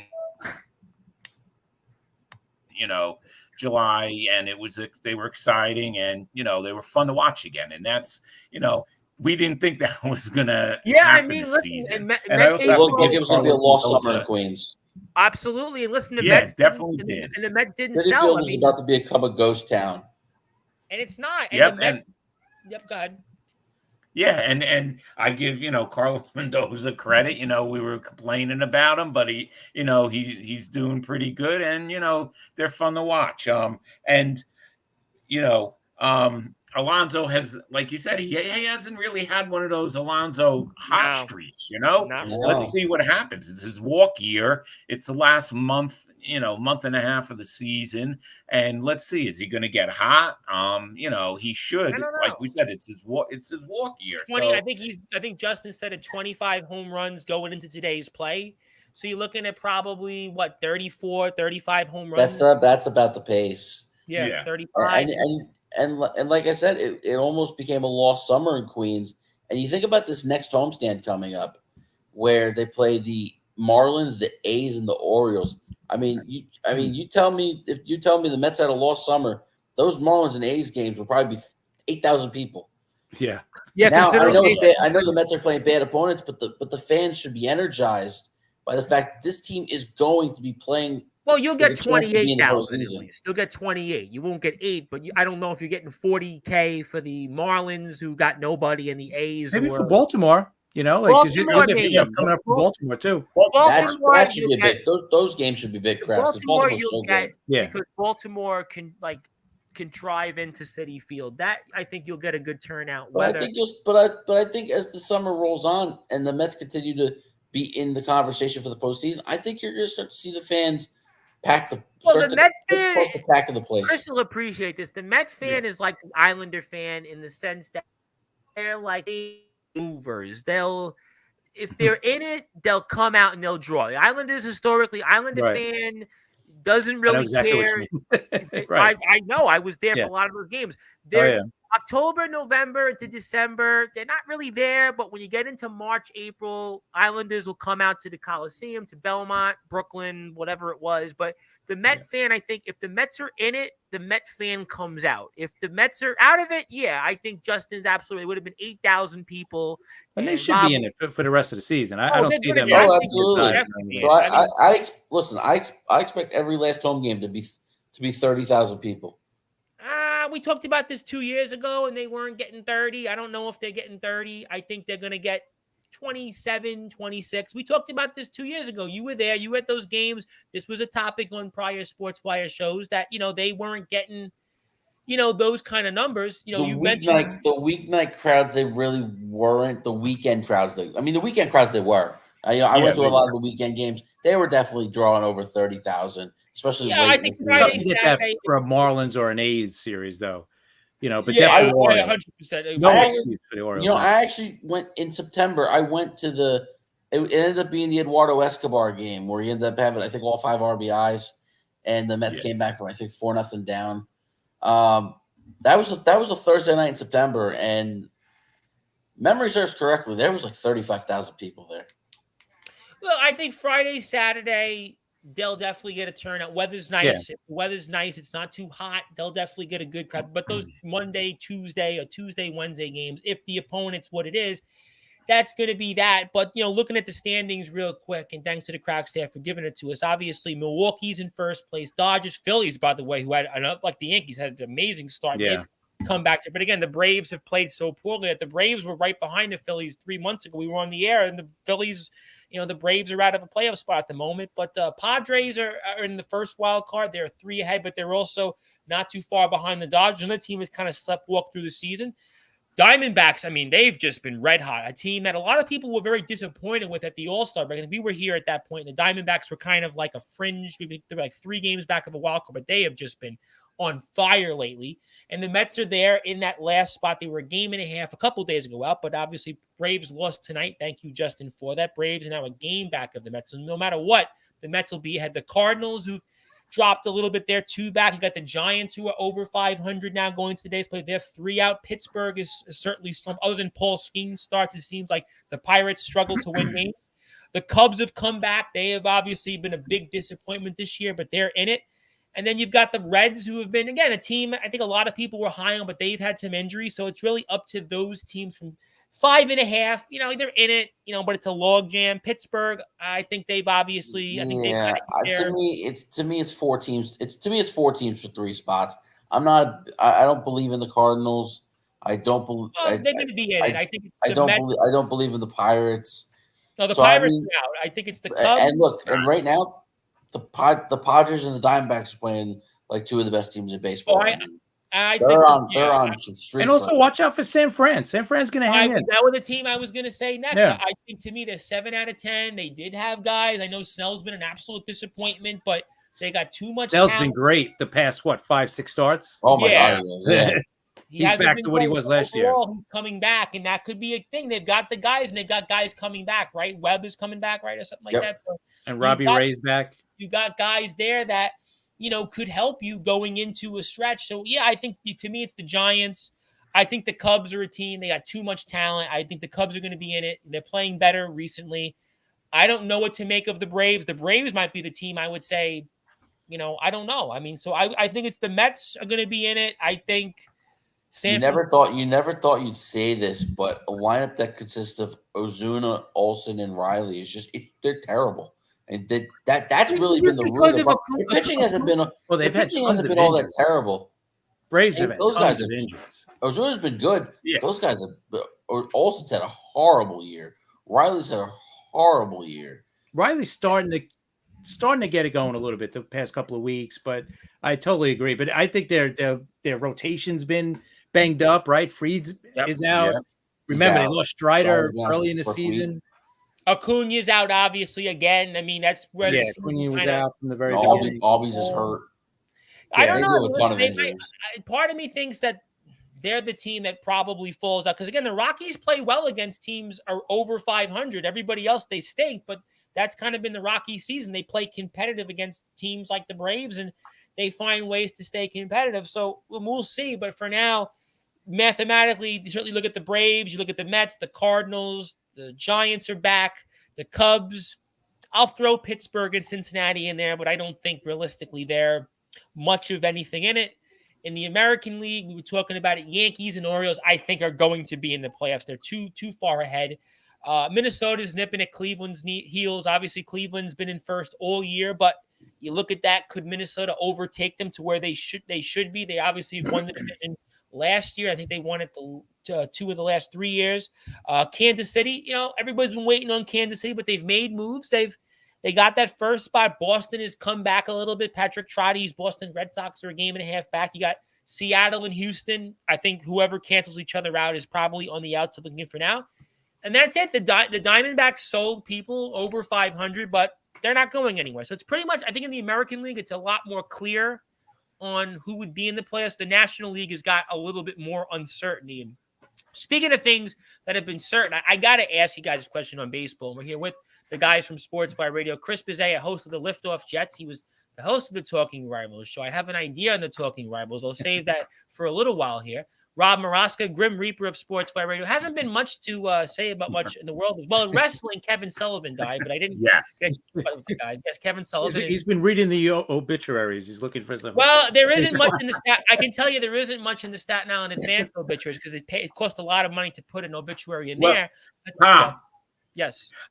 I can't wait to report on the death of the Staten Island Advance. I can tell you it's coming sooner than people realize because that paper, that their subscription is, I don't even know why they're alive now, but maybe it's a joke. That place. I think 2 years from now, I think I give it 2 years, but I keep saying that for the past 15. And Justin Gianelli was the host of the baseball banter show. And he's just bantering. Yeah, but that they say they're going to hang on for as long as possible. I'm going to say 2 years, but you never know. But if you're here on Sportswire Radio, we have an internet radio station. If you're on X, you're on YouTube, wherever you might be eventually catching this. If you have a podcast, we play a bunch of shows here. Randy Dillon has the Hockey Fan Chat. We also have Neil Villapiano, Devil's State of Mind is played on. We have the Pinstripe Chronicles you hear on YouTube. Their guys are doing really well. They're at almost 720 subscribers on YouTube. They've been with us here in the past. We have the Sit Down Marks. They had a really good interview recently on their YouTube channel. We have the Squared Circle Radio. Liftoff Jets have done very well. You guys are 5 years into it. We've got shows like A Work in Progress. We've got shows all over the place. We have Wrestling with the Truth. I don't know what happened to BC Hunter. We've got a lot of great shows. You're welcome to tune in anytime. And my name is the Reverend Tom Bryce, your voice figuratively and literally with all wrestling and all sports matters. We even put the logo back up. Speaking of certainty, are the Chicago White Sox going to break the all-time record for losses in a single season? I mean, they just hired Grady Sizemore as a manager. I don't know how desperate that move is, but that seems to be the one certain. I heard earlier on the radio, I think it was yesterday, Eduardo Perez said it's death, taxes, and the Chicago White Sox losing. What a sad state of affairs. It was a couple of years ago. This was the best team in the American League, and now it looks like they're on a way for, 120 losses or more, or what? Oh, I think so. They're at 90. I hope so. They're at 90 already, so. I know why, but all right. And what is there, 50 games left? 28, now. 90. 44. Yeah. 44. So they need 30. 120 is the 120, yeah. right? Yeah. Tigers were 43 and 119 and 03. I think they won the last 3 games or 2 of the last 3 to avoid that dubious New York Mets 1962 stat. And we know the Astros, I think about 10 years ago, were at 111, 112 losses, I think. And we were talking about the Oakland A's last year for a while. competing with. But the A's played much better in the second half. But this White Sox team, I mean, I was listening to it yesterday on the radio, and their team batting average going into yesterday's play was .216. They don't have a single hitter with an OPS, if I'm not mistaken, over like 750. I mean, we're talking like this is historically big. I know batting average is down in baseball, but I think that guys that are on Sportswire Radio as presenters could probably hit better than what these guys are. Why? Why is it this bad? I don't know what went. I don't know what went wrong. Like you said a couple years ago, a lot of people they were the consensus pick. A lot of people had to go to the World Series back in 2020, 2021, 20. Yeah. Even early in 2022, people were like, "Yeah, we were on the air, and a lot of White people, Sox team is supposed to do something." Yeah. He never did, and I don't know what happened. Obviously some of the guys they counted on big time like Jimenez and Robert always hurt. I mean, always hurt. I mean, the pitching staff was always rocky. Obviously they got the bright young star in Garrett Crochet, but they don't got much else, honestly. And they're probably going to trade him in the offseason. So I think they're in for a very long rebuild. It's going to be a 2-3 year thing. So I think it could be long because if you go back, the Astros rebuild when they had all those 100+ seasons, that was a while before the Astros came back. We're talking like, I want to say 5-6 years before they were even remotely competitive. I mean, in the Tigers, they were lucky. They hit on a lot of their draft picks, and so did like Baltimore, right? And that's what the White Sox have to hope for. But Baltimore lost 100 games for a couple of years, and it was a struggle, and and you get. And that's what the White Sox are in for, right? They're in for a couple of straight years of 100+ losses. But listen, though, teams will lose 100 games, but this is much worse than that. Yeah, this is historic. Exactly. Even the A's this year, I think, will probably avoid 100 losses. They'll be good right now. The A's have played. Yeah, they've played pretty good.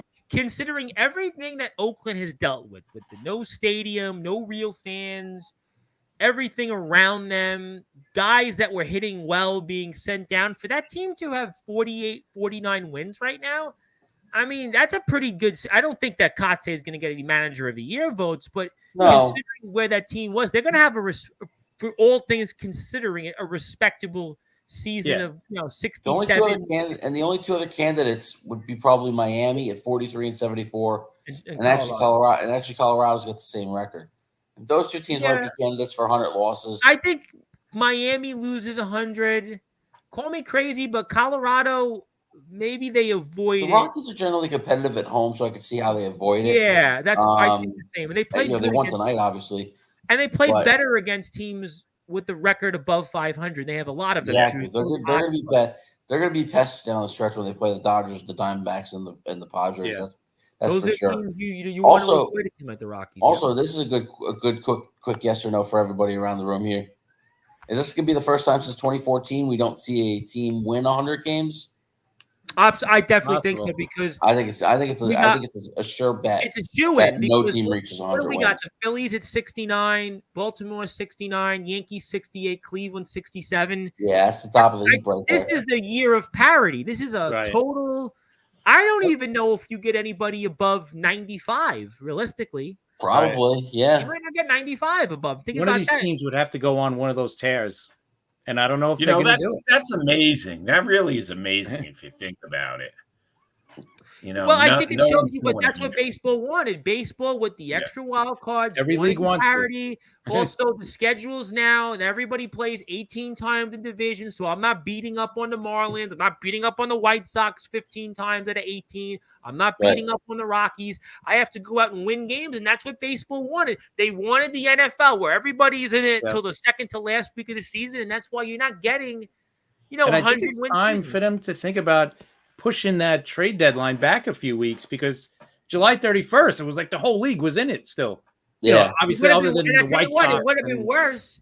But there were teams that kind of went back to earth. I mean, you had Cincinnati that went back down to earth. Detroit decided to sell. Toronto was in it, but they dropped out, so they sold a little bit.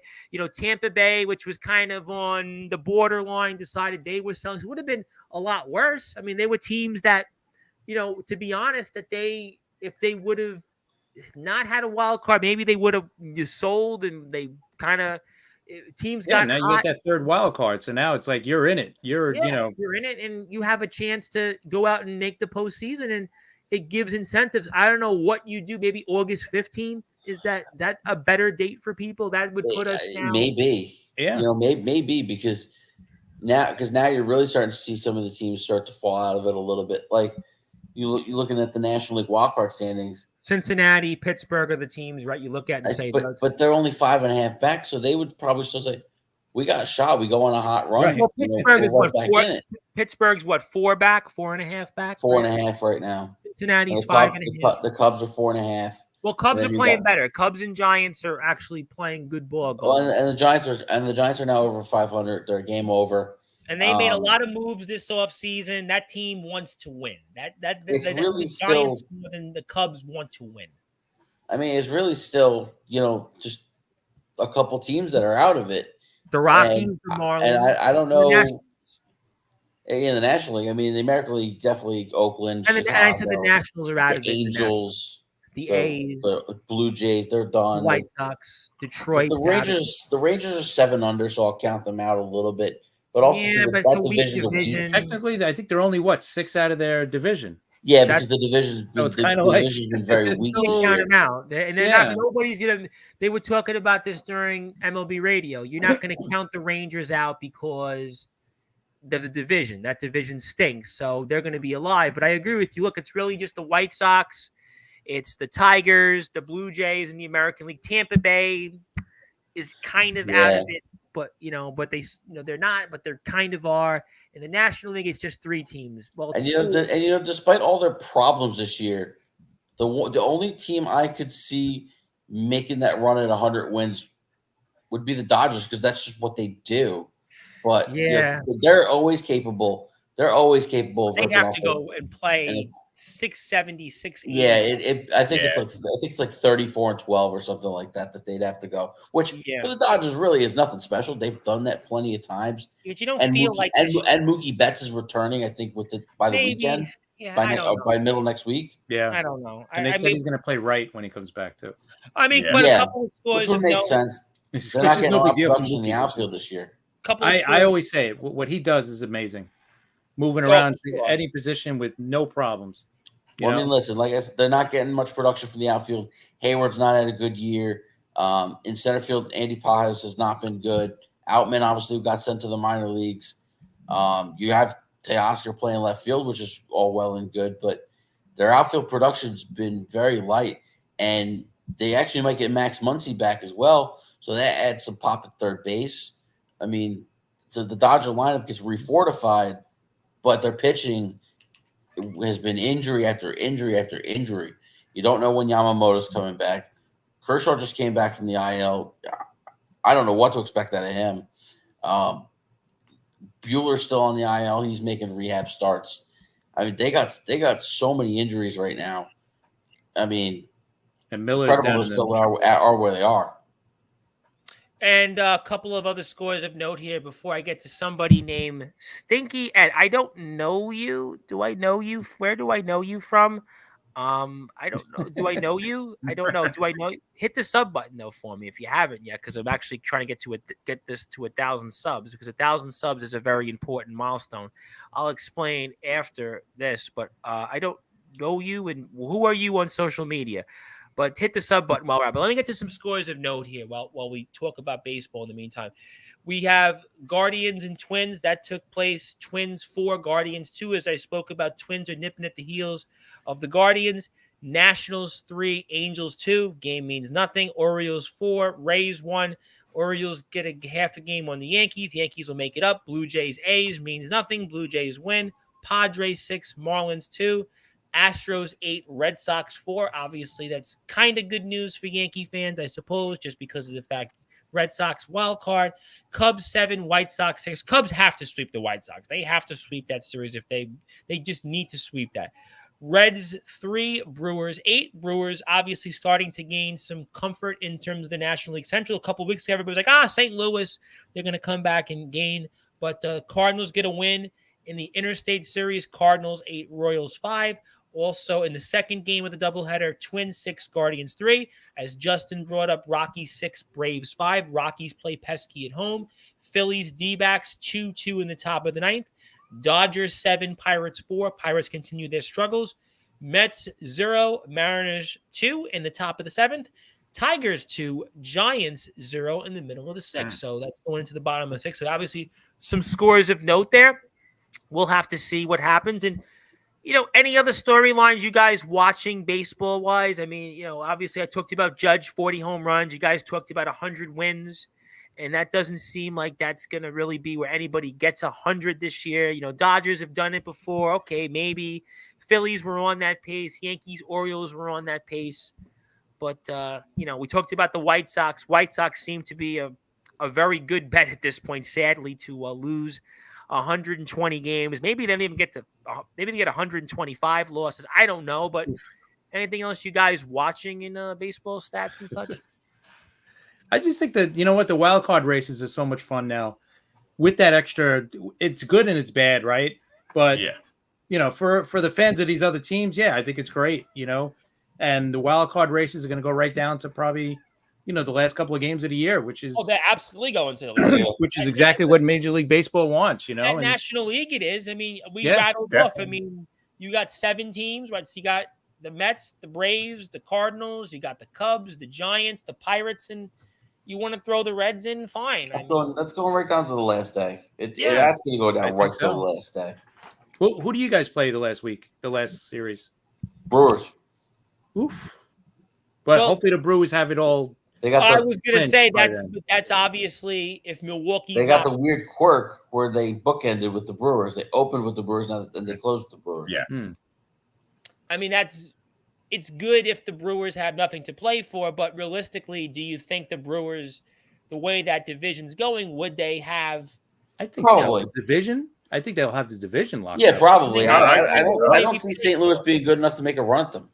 St. Louis right now they're slumping right now. So you look at St. Louis is going to have to struggle just to hang on there. So if you're looking at, the Mets schedule, I'll give you the Yankees schedule in a minute. Thanks to the crack staff for pulling that up for us. But, if you look at what's ahead with the Mets schedule and the Yankees schedule, I mean, certainly that's what you're going to be looking for more or less. You're going to be looking at, what's ahead and those games, especially that last, week and a half of the season. Those are the games that, wind up being the most, ones to watch for. And the Mets have 3 in Atlanta, go figure, in Atlanta, and they got 3 in Milwaukee. So that's your last 6 are on the road, and you got Philly, you got 4 with Philly. So you're really your last 10 games. That's going to be where you watch. You got 4 at home, and then you got 3 in Atlanta. We know the history there, Mets in Atlanta, and you got 3 in Milwaukee. Was it just like 2 years ago? Mm-hmm. And this time it's a wild card, not the division, but we're neck and neck with the Braves right now. And by the way, it's 5-5 in the season series. Yep. So whoever takes 2 out of 3 between the Mets and the Braves wins the season series 7-6, and that's going to be huge.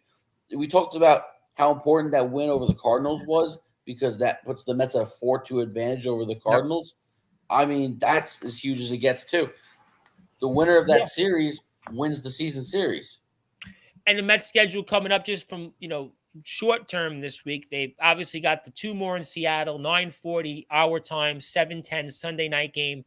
We've got 3 with the A's, 1:00 game on a Thursday, which is one of those getaway school days and school giveaway camp. And we got 3 with the Marlins, 7:10, 4:10, 12:05. I think is the Apple game, right? Apple's got the package this year. Or is it Amazon? Is it Apple this year? It's got Roku. It's got the package. Right. Sunday game.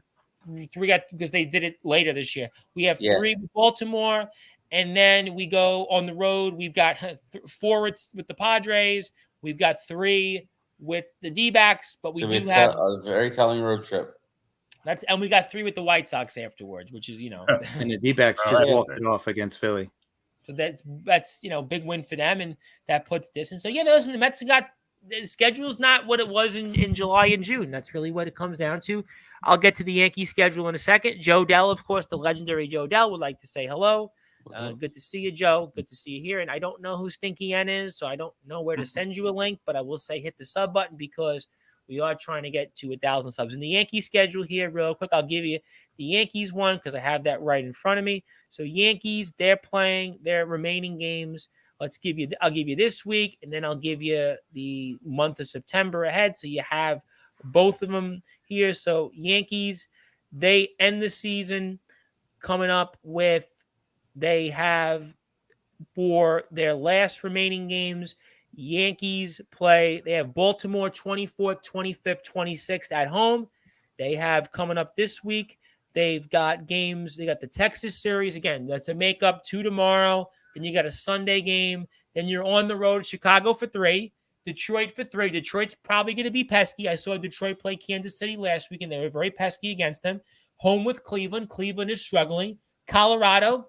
Talked to you about Colorado. They seem to play well against teams that are like the Yankees. They got 3 in Washington. Okay, that's good. 3 with St. Louis. That's your Labor Day. And you're back at Texas. Texas, I don't know what to make of them right now. Cubs. And, that's kind of where we are in the standings. They got those 3 at Baltimore. That kind of threats your three second to last series is Baltimore. So those are your series games that, are coming up right now. So Yankees got, I think a little bit of a better schedule, I would say, in terms of where they end up. But, we'll have to see what happens, obviously. It's a lot. Time will tell. A lot of baseball left. And then, you know what? Another big story is, and people are talking about it already, is should Ohtani win the MVP if he's only a DH? I mean, he's got the numbers. I mean, who else are you going to give it to? That's the question. He's meant The that National much. League? Yeah, who else are you going to? That's the thing. Who else is going to get it? If you look at all the teams right now, I mean, Harper missed a lot of time, so he's not getting it.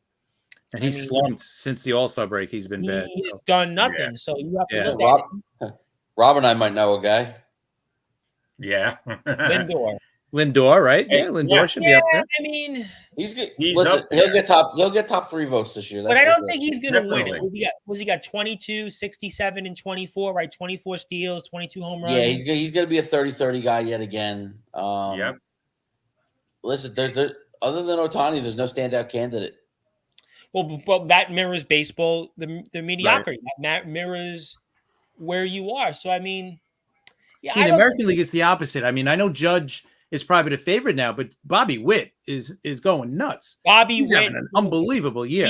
I think the sentiment, and the writers, the sentimental thinking of the Royals. Should the Royals find a way in the playoffs, Bobby Witt Jr., he definitely. Yeah, if the Royals make the playoffs, I think he gets it. I can absolutely see them giving it to Bobby Witt Jr. He's so good. He's so good. It's possible. I don't know. It really depends on what Judge does the last 2 months. Yeah. If he finishes with like 55 home runs. Oh, yeah. Right? I mean, how are you going to – because he's up to 41 now. I mean – So Judge goes, let's say 55 and 125. Let's say, right, $125, $130. And he hits about 300. Got about they what? Got to give it to him. They got to give it to him. So hard not to. His OPS is going to be what, 1,000? Yeah, and he's basically doing it on his own. It's just him and Soto. Yeah, it's been consistent. The rest of the lineup is just you see it. You guys see it. It's just not good. Not a good lineup. It's not a good lineup. I mean, Yankees last. How does that affect Soto's offseason? Like, well, he's going for the money, of course, but what do you think happens then?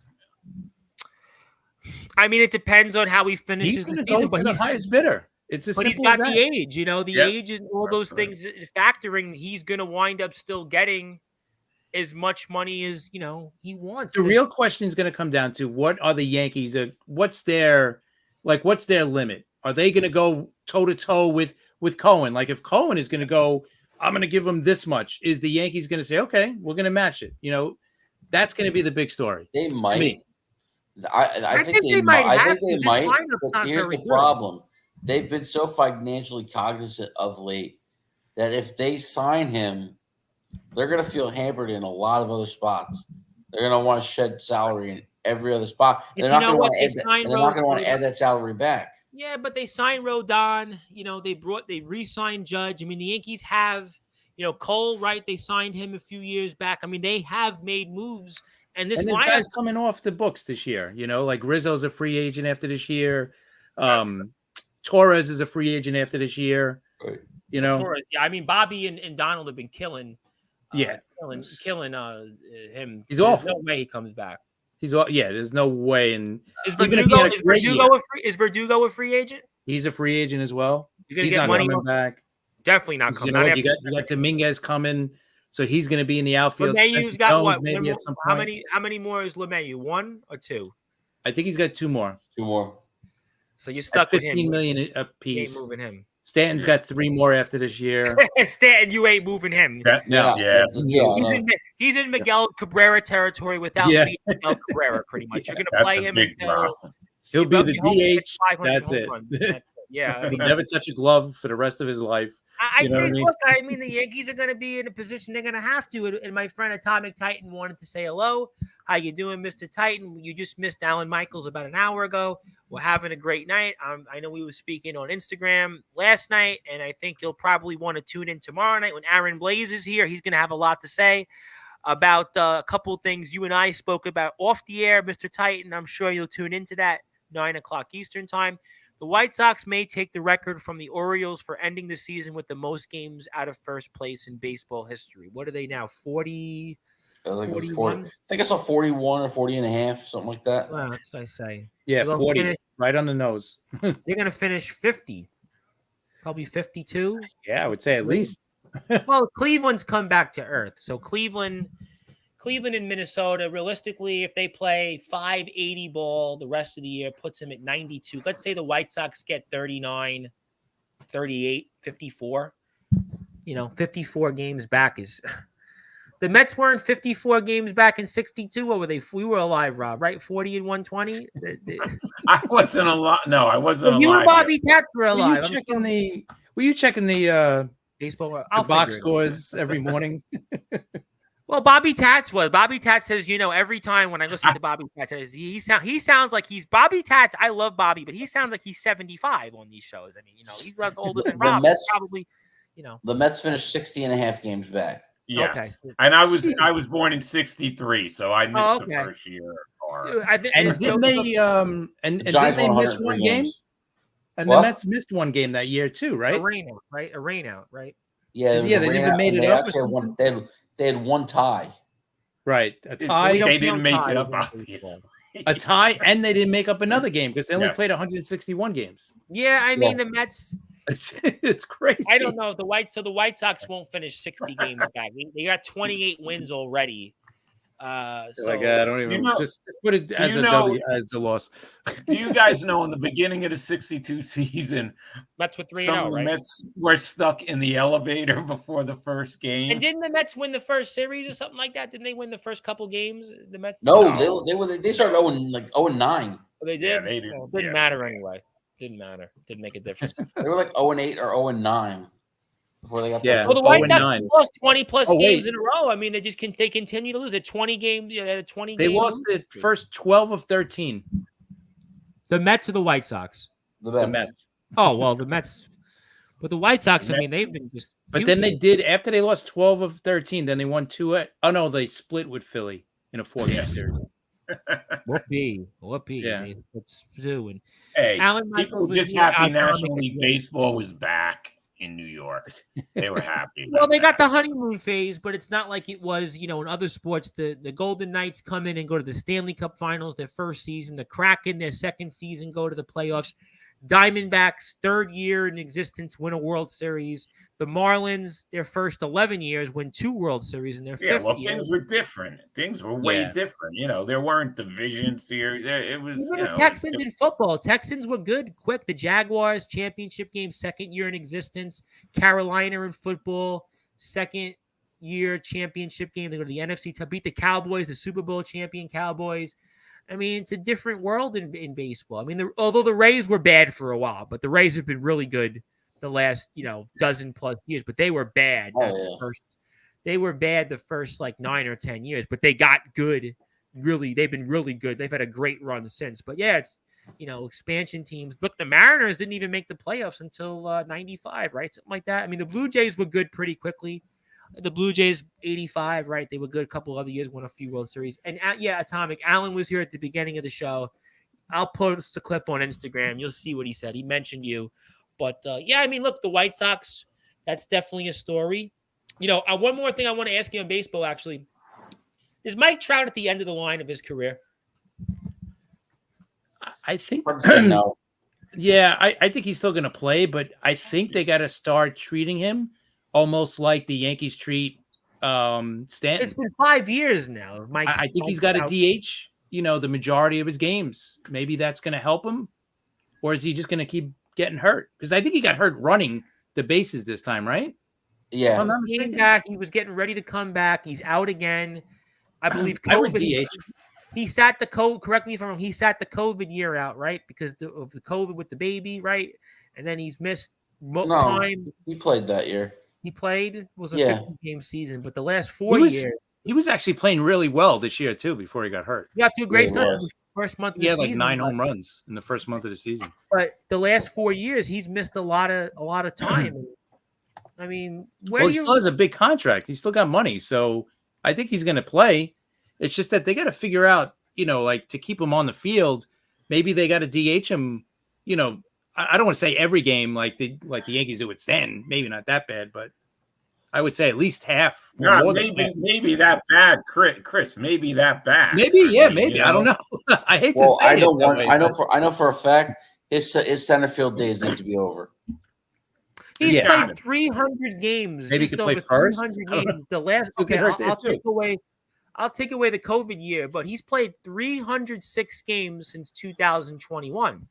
Yeah, I mean it's not good. He's played in the last 4 years. He's played 41 games in the second half. Yeah.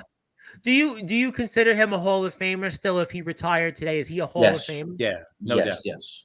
Without it. Because I guess if Buster Posey gets in, Mike Trout's got to get in, right? I mean, Mike Trout's getting in.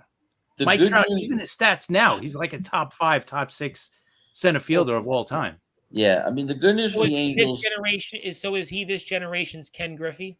Yeah, I would say so. Yeah, that's fair. Obviously less stats, but in terms of what their generational impact. But I mean, at this Mike point, Trout's going to be one of the greatest what ifs of all time. I mean, fortunately for the Angels, they do have Mickey Moniak, and Mickey could be the center fielder. Whether you want to play Trout in right field next year or play him in left field, I don't know what they want to do. I mean, for years and years they've had high hopes on Joe Adell, and he's done nothing. And he's still only 33, Trout. You know what I mean? He could DH for another 4 or 5 but years. you're not talking about a guy that's in the prime of his career anymore. Yeah, and I would think it would be DH because they love the kid Nolan Shanuel. He's been very good since he came up, and he came up basically right out of college. He played like 20 minor league games last year. They brought him right to the big leagues. Right, you got Logan O'Hoppe behind the plate. And the Angels got some nice young pieces. We saw they beat the Mets 2 out of 3. I mean, they just beat the Yankees 2 out of 3. Angels just got. I mean, it's their story probably for the last decade, but they just need to add pitching. Do you know that Mike Trout has played in 1 playoff game in his entire career? Yes. Yep.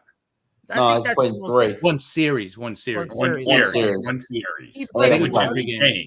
That's really played for a guy that's a generational talent to have only played in one series. One small series. That's a fascinating statistic. And if you're a hockey fan, people have said so many things about Connor McDavid, but yet Connor McDavid's now played in the Stanley Cup. He's played in a couple of conference finals, and they've become a regular staple in the postseason of late too. Last 3 or 4 early on in his career, the Oilers weren't very good. They've become a regular staple in the postseason. But he's gotten so much flack, but yet now he's been to a Stanley Cup. They come back this year. He's been to a Stanley Cup. And the guy that starts taking the heat now is Austin Matthews. Well, John Tavares has taken a lot of that. Well, he's taking a lot of that away from him. But I think as two of us are Islander fans, and John Tavares has only won 2 playoff series, and he's played in, I think, more playoff games or as an Islander. No, I think it's about the same actually. It might even actually be 1 or 2 more as an Islander. And you know what? Just to you compared Griffey and Trout. Griffey only played in 4 playoff series in his whole career. Yeah, but he had a couple of LCS at least, you know, and Right. in that but just era, 4 though, when you think about it. His no long question. 20-year career, he played in 4 playoff series. He And he got traded to a Cincinnati team that was not very good. No. Yeah, that was Well, they were coming off. They lost to the Mets in the 1-game wild card. The playing. But once he went Which to Griffey didn't want to that's get when he traded to started the getting Mets. hurt. Remember, Griffey refused to trade to the Mets. Well, New that York. year. He wasn't coming to New York, but Yeah, and of course the Yankees too. He said he wasn't going to New York. But Griffey, I would say at least in that era, you didn't have as many playoff spots. You know, but but he played in a couple of LCS, but it ain't grandiose. It ain't, winning a World Series or playing them. But he had a couple of LCS at least. One ALCS. Just 95. That's it. Just 95. That's it. Because Seattle never got back to the LCS. 95, 97, and what? White Sox, he had 1 playoff series with them, right? Just 1. All right, so he had 3. And the one with the White Sox, he really wasn't. He was like 38, 39. But Trout's career, it's honestly, he ain't gonna go back to the MVP status. I mean, maybe if you're lucky, you pile enough stats to get to 500 home runs at this point. You're not gonna. I would love to see Trout get traded to a team that's gonna win, and just put him as a DH. Occasionally maybe in the outfield, but mostly a DH. That contract you're not taking. That contract you're stuck like Stanton. You're just stuck. Some guys, Cabrera. Stanton is different. I think there's still 6 years left on that deal. I mean, he's just gonna have to play it out. I mean, he'll get. Hopefully, he gets to 500 home runs. He's at 378 or something like that. I mean, yeah. That's what he'll get. 500 home runs, a nice stat. Like you said, maybe he'll make the Hall of Fame. Got 3 MVPs, right? 2 or 3 MVPs and a Rookie of the Year. So yep. That's kind of a what if. Yeah, it's a good what. It's a good what if because you look at his career, and it should have been 5 years ago. You're talking about him. We're talking about Willie Mays. We're talking about, names like Ted Williams. We're talking about Hank Aaron. And we're going to look at his career and go, yeah, he's going to, he was good. He was very good for a long period of time. He's a Hall of Famer. But Trout has 6 years left, and he's got each year is like $37 million. Yeah, you're not. I don't think you're taking that money. So you could do that. No. I'll tell you what. I think the Yankees would in a heartbeat. For another 5-6 years. I think the Yankees would in a heartbeat if they would take Stanton. Yeah, I don't know. Stanton. Right, because we can't have 2 DHs. We can only take 1. No, I don't know. It'd be tough. I think the money's too big. I think you take your chances with Stanton, and the Angels would have to pay some of that down. And you got 2 more years with Stanton after this, or 3? I think it's 3 more after this. 3 in an option year or something like that. Well, if it's a team option, they're going to rip that up. The player option, he's opted in because he's going to want the money, But that kind of, I don't know. I think I thought that was interesting. I listened to that on the radio, and that was obviously a huge, to me, is going to wind up being a what if of this generation because he's just not going to put the numbers up that he was supposed to have put up. And it's kind of almost like Griffey because Griffey got hurt too. From the time I think the year after he went to Cincinnati, he was just banged up the rest of his career. The only thing that saved Griffey is he got to 600 plus home runs. He got to 600. He got to what? He had the big years in Seattle. I think that carried it over. I mean, 50 plus home runs. He had 40 plus home runs. So and he hung around just enough, And I think he even had a couple. Even in Cincinnati, he still had some years, right? 30 home runs, maybe 40. So he, but he did enough. He missed a lot of games. He might have been if he stayed healthy. This is the guy that probably would have broke Hank Aaron's. I think Griffey would have stayed healthy. He would have been neck and neck with Bonds because you're talking about the years he missed, right? 01, 02, 03, 04. You missed a lot of significant time, and he came back 05, 06 were good years. Maybe 07, 08. By that point, he was starting to drop, and you're talking about by that point he's past his prime. So really, Griffey's career it's finished after a certain time, and the numbers were never the same. So that's one you're going to look at as a what if, but he still has got 600 home runs. He's got still that. Trout's, I don't think getting to 600. I just I have to be wrong, but he'd have to, like we were saying, I think he'd have to go to DH, and play, 150 games a year. If that happens, I think he could do it. Maybe you're talking about a 35 home run average if he plays the 6 years. It's lofty expectations there. I mean, we'll certainly see what happens. I mean, obviously that's the big question. And also we're going to look forward to here at Sportswire Radio. The NFL is starting in a few weeks. We'll certainly talk about that. I know Sharman and Chris, we're back with the Liftoff Jets. Sharman's been on vacation a few times. He's pondered that. I've listened to you guys a lot. Sharman's been on these walks. He's pondered the podcast. And I've listened to a lot of the shows. I've listened to a lot of them this summer. And, he's talked about that. You guys were getting ready, talking about the things. I know preseason football starts. We'll get into a little bit of that maybe next week on the show. Obviously, football. We'll get into a little more of that. Baseball, we have Met and Yankee playoff races, so it's kind of hard to really go into football right now. But obviously, for sure, we'll definitely get into that.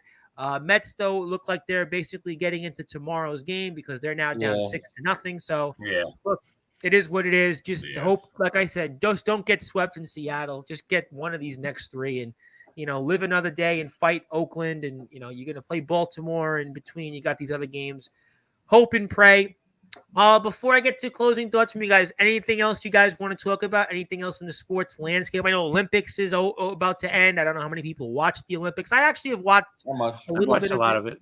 You watched a lot of it? Yeah, I kind of liked a little bit of it. I mean, I didn't get much into the hoopla about some of the things early on, but I did kind of like some of it. I watched the basketball, the women's. I watched some of that. I watched some of the. I think tomorrow's both gold basketball. Yeah. And the men's team came back big. They were down 17. Oh, man. The men's team have really, they've been lucking out the whole thing. They dodged a huge bullet, Team USA against Serbia. They've been dodging bullets going back to a month and a half ago. I was watching a game. They were down like 18 or something like that. But anything else sports-wise you guys, want to bring up that we're obviously going to maybe discuss before we move off the air tonight?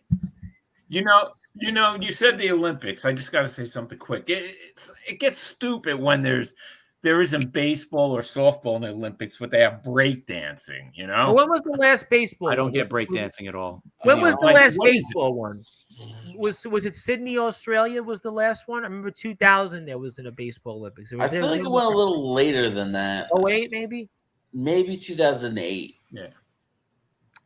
Baseball. I would think right. I think maybe 2000.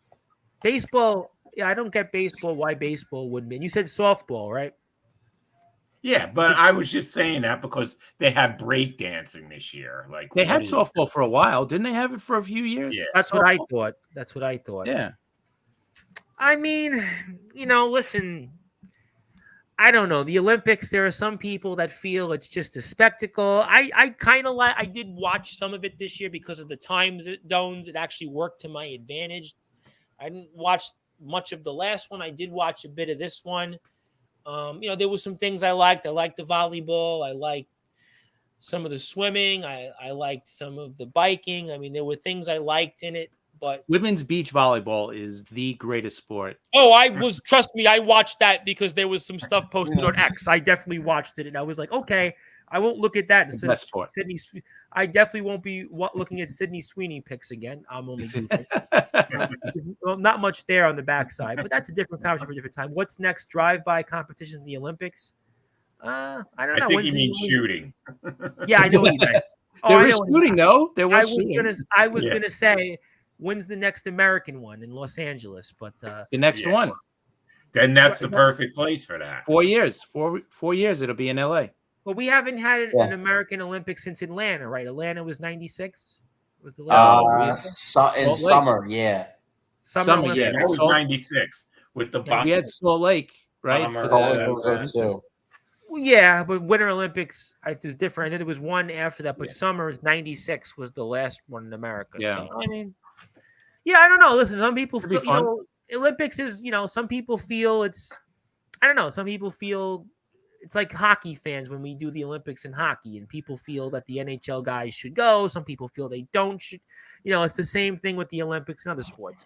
Anything else you guys feel that's important you want to discuss upon? I mean, I heard some talk about maybe we'll do it on the next week's show about football going another game. I heard regular season being extended. Yeah, the new kickoff rules, right? That's going to be big in the NFL this year. So that's going to spice things up on the kickoffs. Hopefully we're going to get more kickoffs, more returns, I should say. Returns, We didn't yeah. get much of them, I mean, that's stuff that we're excited about. I know we're a few weeks away until season starts. Preseason games are upon us, and Olympics end this Sunday, which means baseball still takes the center stage. College football is starting up. I know people are excited about that. College football is out there.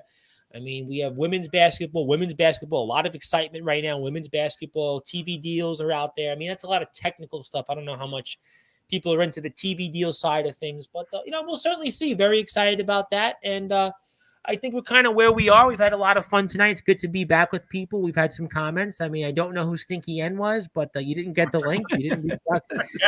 Sometimes you get that. Listen, I think what it is people. I'm on these shows every night, and there's people that just come in randomly, and they kind of come in and they go in and out. But that's kind of the power of Sportswire. We have like 13,000 views on YouTube the last 2 months. About 13,000. You have the last 2 months like 175 new subscribers. So you're getting a lot of it's we're a wrestling thing. The wrestling is, it's carried us. That's been it's a machine. I come on here before I get to Joe. I've had 40 people on YouTube live comments till 2:00 in the morning. People are just like, they love coming here for it, and that's you have to get them to other things, but that's what we're known for. This weekend, I'll have a huge turnout. We have some huge guests coming up. We're a part of events and things, but let me get to Joe because I could talk about that all day, and we do that anyway. I wish you guys were around for the 84 Olympics. Yeah, I wasn't even born. Great moment. Rob remembers them, but then again, he was around. Oh, I'm not going to go there with that.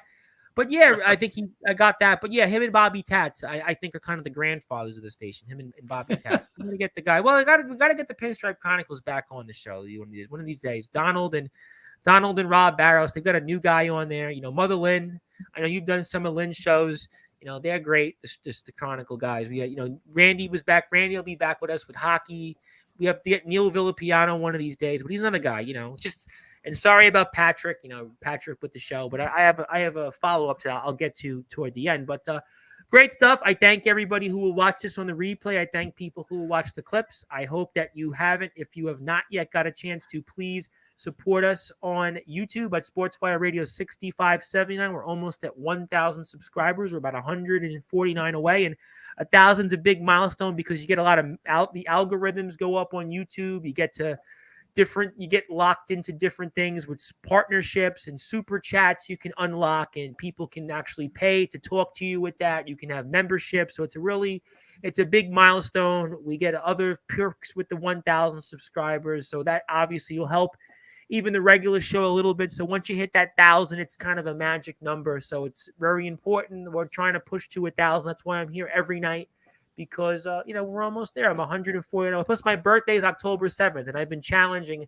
a lot of the people who listen to these shows to get us to 1,000 subs. And it seems like it's working. So we'll see. I got October 7th. I got 59 days to get 149 subs. But I'm on that pace. No, I'm on the pace. Listen, we started the year. We were at 440 subscribers. We're at 850 something now. I mean, you look at the numbers they're through the roof. 33,000 views on YouTube this year alone. All through the podcast, we're at 7,000 or 6,000 YouTube hours. A lot of engagement. So we'll get there. We'll definitely get to the 1,000. That'll help the platform. We have the website. People go to the podcast. I'll get to that in a second. So let me get to some closing thoughts. I'm going to go with you, Justin, first. Good to see you. We'll definitely see you next week. You've grown some facial hair since the last I saw you. That's always good. That'll come in handy for delivery season if you're still doing that in August. Not August, but more October, November. But whatever it is, keep it going. I'm going to give you the floor. And you have any closing thoughts, share it with us now. Yeah, look, it's good. It's good to be back. And, it's been quite a while since I've been on with you guys. I'm happy to be back. I love the Friday night shows. For a while there, I was working on Saturdays. That is no longer the case. So my Friday nights kind of freed up a little bit. But it's good talking sports with you guys.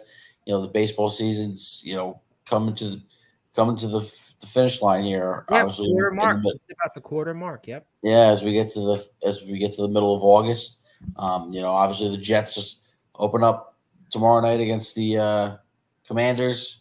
My brother got a notice in the mail for Jet season tickets, and I heard you, Chris, and Sharman talking about going to a game this year, but later in the season. So possibly that time of year. Yeah, you guys were talking about it. This is amazing. Talking about it.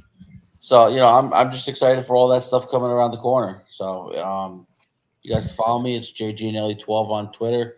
Instagram is JGNelly91. And I'll talk to you guys again next Friday. Yep, definitely. We're going to be here next Friday. Very excited about that. I look forward to some football, baseball talk. Baseball is always good to talk about if the Mets and Yankees are in it. So the Mets and Yankees are in it. That'll dominate some of the conversation for now. But good to have everybody back. Hopefully the Mets can take care of business a little bit between now and next week. Chris, I'm going to pass the baton to you. I want to put up your X so people can follow you. And I want to give you the floor, give you some closing thoughts and anything else you might want to share. Yeah, thanks, Tom. Guys, great to talk to you guys again. It's been a while. Just excited about, these last month or so of baseball. It's going to be great. It's going to go right down to the wire. We're talking about the wild cards. Playoffs should be great. Parity. There's no great team in baseball this year. I think there's a lot of good teams, but not, great teams. It's like Hall of Fame discussions on prior shows. Yeah. We have some very good teams, but not great teams. But there'll be one. Like everybody's flawed. Everybody's got a floor on it. There's no perfect team out there. So it's going to be an interesting playoff postseason. It'll all be playoff players. And I heard this year also the other note on baseball I was listening to that we're moving the World Series up potentially a few days, depending on series. I think I was listening to that on the radio. So I'm listening actually to a lot of baseball talk lately, but I did hear that there was something about that. I think the wild card starts this year, October 1st, if I'm not mistaken, was what I heard as well, I think. Possibly, yeah. Depending on scheduling. I think I heard October 1st. So, yeah. We'll see. Yeah, I mean, hey, it'll be great, and hopefully both New York teams will be in the postseason this year. And that, that always adds a lot to the New York playoff baseball is very exciting because the Yankees are in it a lot, but the Mets, we don't get in there too often. No, but you never know, man. You never know that this could be. Listen, if they come close, I think it's still great for the Mets to do it. Even if they get close to the playoffs this year, even if they don't make it in, I think it's still an accomplishment because nobody had them. Agree with that. I think if the Mets have a 500+ season, I think considering everything. Yeah, I think it's great. I think that would be a fair season. I think their schedule is going to be tough coming up in September. That's going to be the key. We read off those games: Braves, Phillies, Milwaukee. I mean, those are some tough games. But what's good is those are the teams you want to play, right? Because they're the teams you gotta jump. So well, true. I mean, you're hoping that those three teams don't have much to play for. But Atlanta, the Mets have a tragic history in Atlanta, but it's a different Braves team this year. So definitely. But in football is starting up. Excited about that. September is always a good time in the world of sports. If your baseball team's in it, your football season starts. People feel optimistic. The NHL. You gets ready to come back, training camp starts up. So there's a lot of college football. If you're a college football fan, college football has become so massive, in this country. So sports is at a good period. I've always looked at September as a good month. It's still weather's nice. It's a little bit cooler, walk around, excitement, and baseball is in. And that's the follow button there. And, I was going to say one more thing, Chris, before I get to Rob. The Talking Rivals, I missed the Talking Rivals. Obviously, I do too. Well, I've got a solution. I've got a potential solution for Rob Moroska. He loves baseball. Rob Moroska. He's a diehard New York Mets fan. We discussed that. Yes, we did. Have. So what happened? Because my first thought was I'm going to bring it up to these guys tonight, and you guys doing it. I mean, or does Patrick own the rights or something to it? Yeah, I think the way he said it. He wanted to take a break. He wanted to concentrate more on his writing and stuff like that. So I was like, all right, no problem. Not a problem, but we'll talk about it, Chris. Definitely. Honest, I'm down for that. I gotta be honest. Great. I gotta be honest. I love Patrick, but me too. I'm not. He's great, but I gotta be honest. He's not a promoter. He doesn't. No. I'm gonna be honest. He ain't listening to this. He doesn't promote the podcast. You gotta have somebody. Rob, at least he's gonna share it on Facebook. He's gonna tell he's gonna yell about it. You need promotion. Patrick was like, he never shared the clips. He never was really into it. Like, I get it. He's a writer, but it's good when you do a podcast to have somebody that's going out and Rob wants to talk baseball. I would talk baseball 7 days a week if I could. Me too. Oh, me too. Unfortunately, what's really kept Sportswire what it is not baseball. So I can do it 1 day a week. I can do Friday nights. I can definitely afford that. But there's people that would love to still hear it and still have that out. And with the internet radio station, I can play 7 days. There's enough listeners to do that. Put the clips. I'm doing Facebook clips now. I think that's helping engagements. I think Patrick, I love his contributions, but he was never really like, I'm not trying to pile on him because I do a lot more in the wrestling world, but he wasn't really. I think you and Charmin have a good combo because Charmin's known. He's into it. He's got energy. He's a good. You and him fit well. You and Rob might be good. He's he's the Met guy. He watches every game. Patrick, he don't have the energy for me on the air. He doesn't have that. He don't have that bass. You and Charmin got that bass. Charmin's got that bass in his voice. I listen to him. I like listening to you and Charmin. I think Rob, listen, I'm just saying, I think Rob would be great. I'm going to promote it because I'm going to share the clips. I'm going to put the reels. You get the talking, rivals, maybe involved with the Pinstripe Chronicles. Bobby's always looking for spots. It motivates. They have a following. I just think, again, you could always rebrand it into New York City themed. And Justin is a How about you could put Justin if it works at 3-man this week in New York baseball or something. I think even if you're not going to do talking rivals, have something because we have this radio station that I put out for the people for free of charge. I think it'd be good because look, Patrick is great. I loved everything that he did for the station, but he wasn't a promoter. He really was like He's low energy. For me, and listen, I'd love to get back into podcasting. For me personally, I probably would prefer to do the podcast with somebody because doing it by myself makes it a lot harder. And I'll tell you what, it is good to riff off somebody. Now, I'm in a position on Sportswire doing the live shows. I could go out and unannounced and get 20 people live if they know it's wrestling. Yeah, of course. It's different. I have, I'm with the grace of God. I have a machine behind me by the grace of God. But I think with Sportswire, we have an important tool that we get a lot of listeners still. We have really good reach with that. I will put the clips on Facebook. We do Facebook. I'm doing well.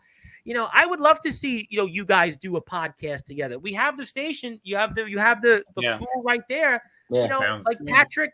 I love Patrick. I'm not trying to pile on him, but he really, I don't. No, I know. It was funny because I was talking to Charmin this week, right? Yeah, this week we were talking about it. I was like, I got to be honest. I've listened to a lot of the station the last month or two because I've been home a lot, which has been good during the day. And I was like, "Where's the Talking Rivals?" I kept saying to myself, "Where is the Talking Rivals? There's got to be another baseball because you got a good voice. You're good on baseball.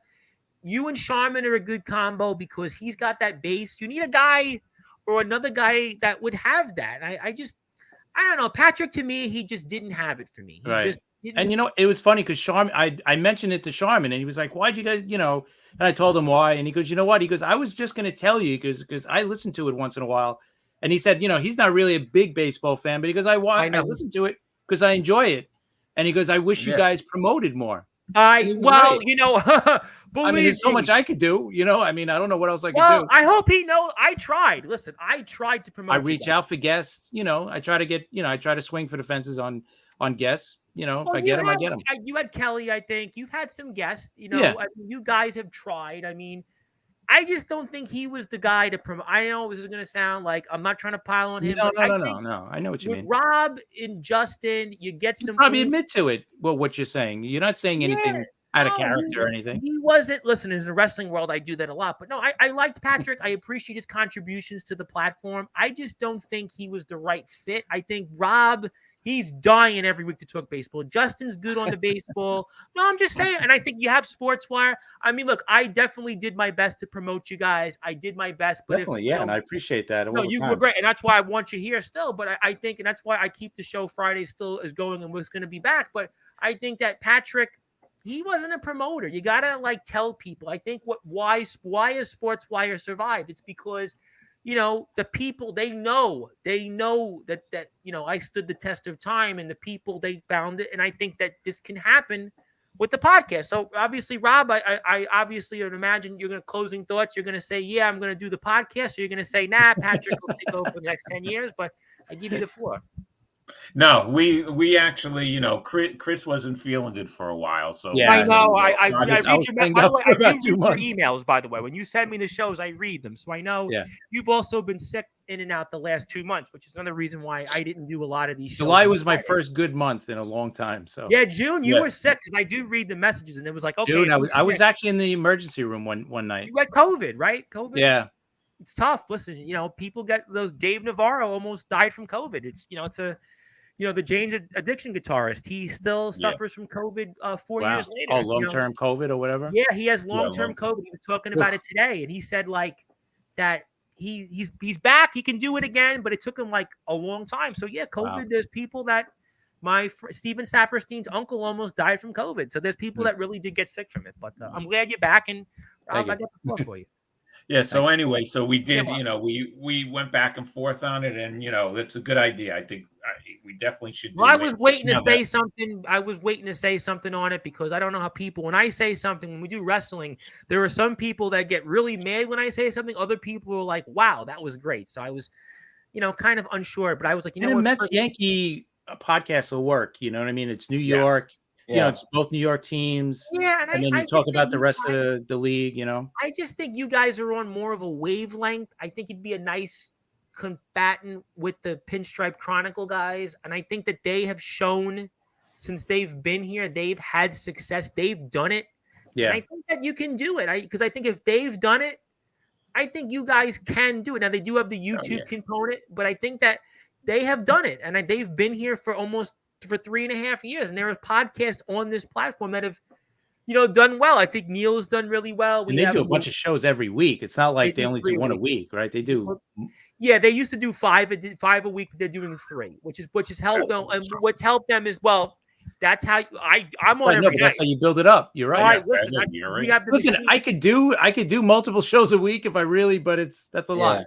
I think it depends on your base. It depends on your following. Yeah. I know with me, there's times I go on 2 times a day, but it's different though, right? Yeah, wrestling's different. The people want it. It's just a different it's a different world. It's not a podcast. People are like, it's a different world. But yeah, Bobby and those guys have done it. It's multiple times a week. That's helped them. I think also, they've developed a cult following. And I just think that I just think the potential's there for you guys to do something. And I think that the platform is there. And Atomic Titan asked me, do I ever discuss golf? I mean, I'm not a golfer, but I'm sure if the people wanted to discover golf, I mean, you tell me. I mean, you don't strike me as a golfer, but then again, who knows? Maybe if the people want. Now, listen, it's not a knock. I mean, I don't really watch golf, but I mean, me too. I'm not. I had a godfather who was a golfer. He tried to get me into golf as a kid. I was like, nah, I'm not going to play golf. But look, I think that it's a possibility. We could talk about it for a few minutes off the air. And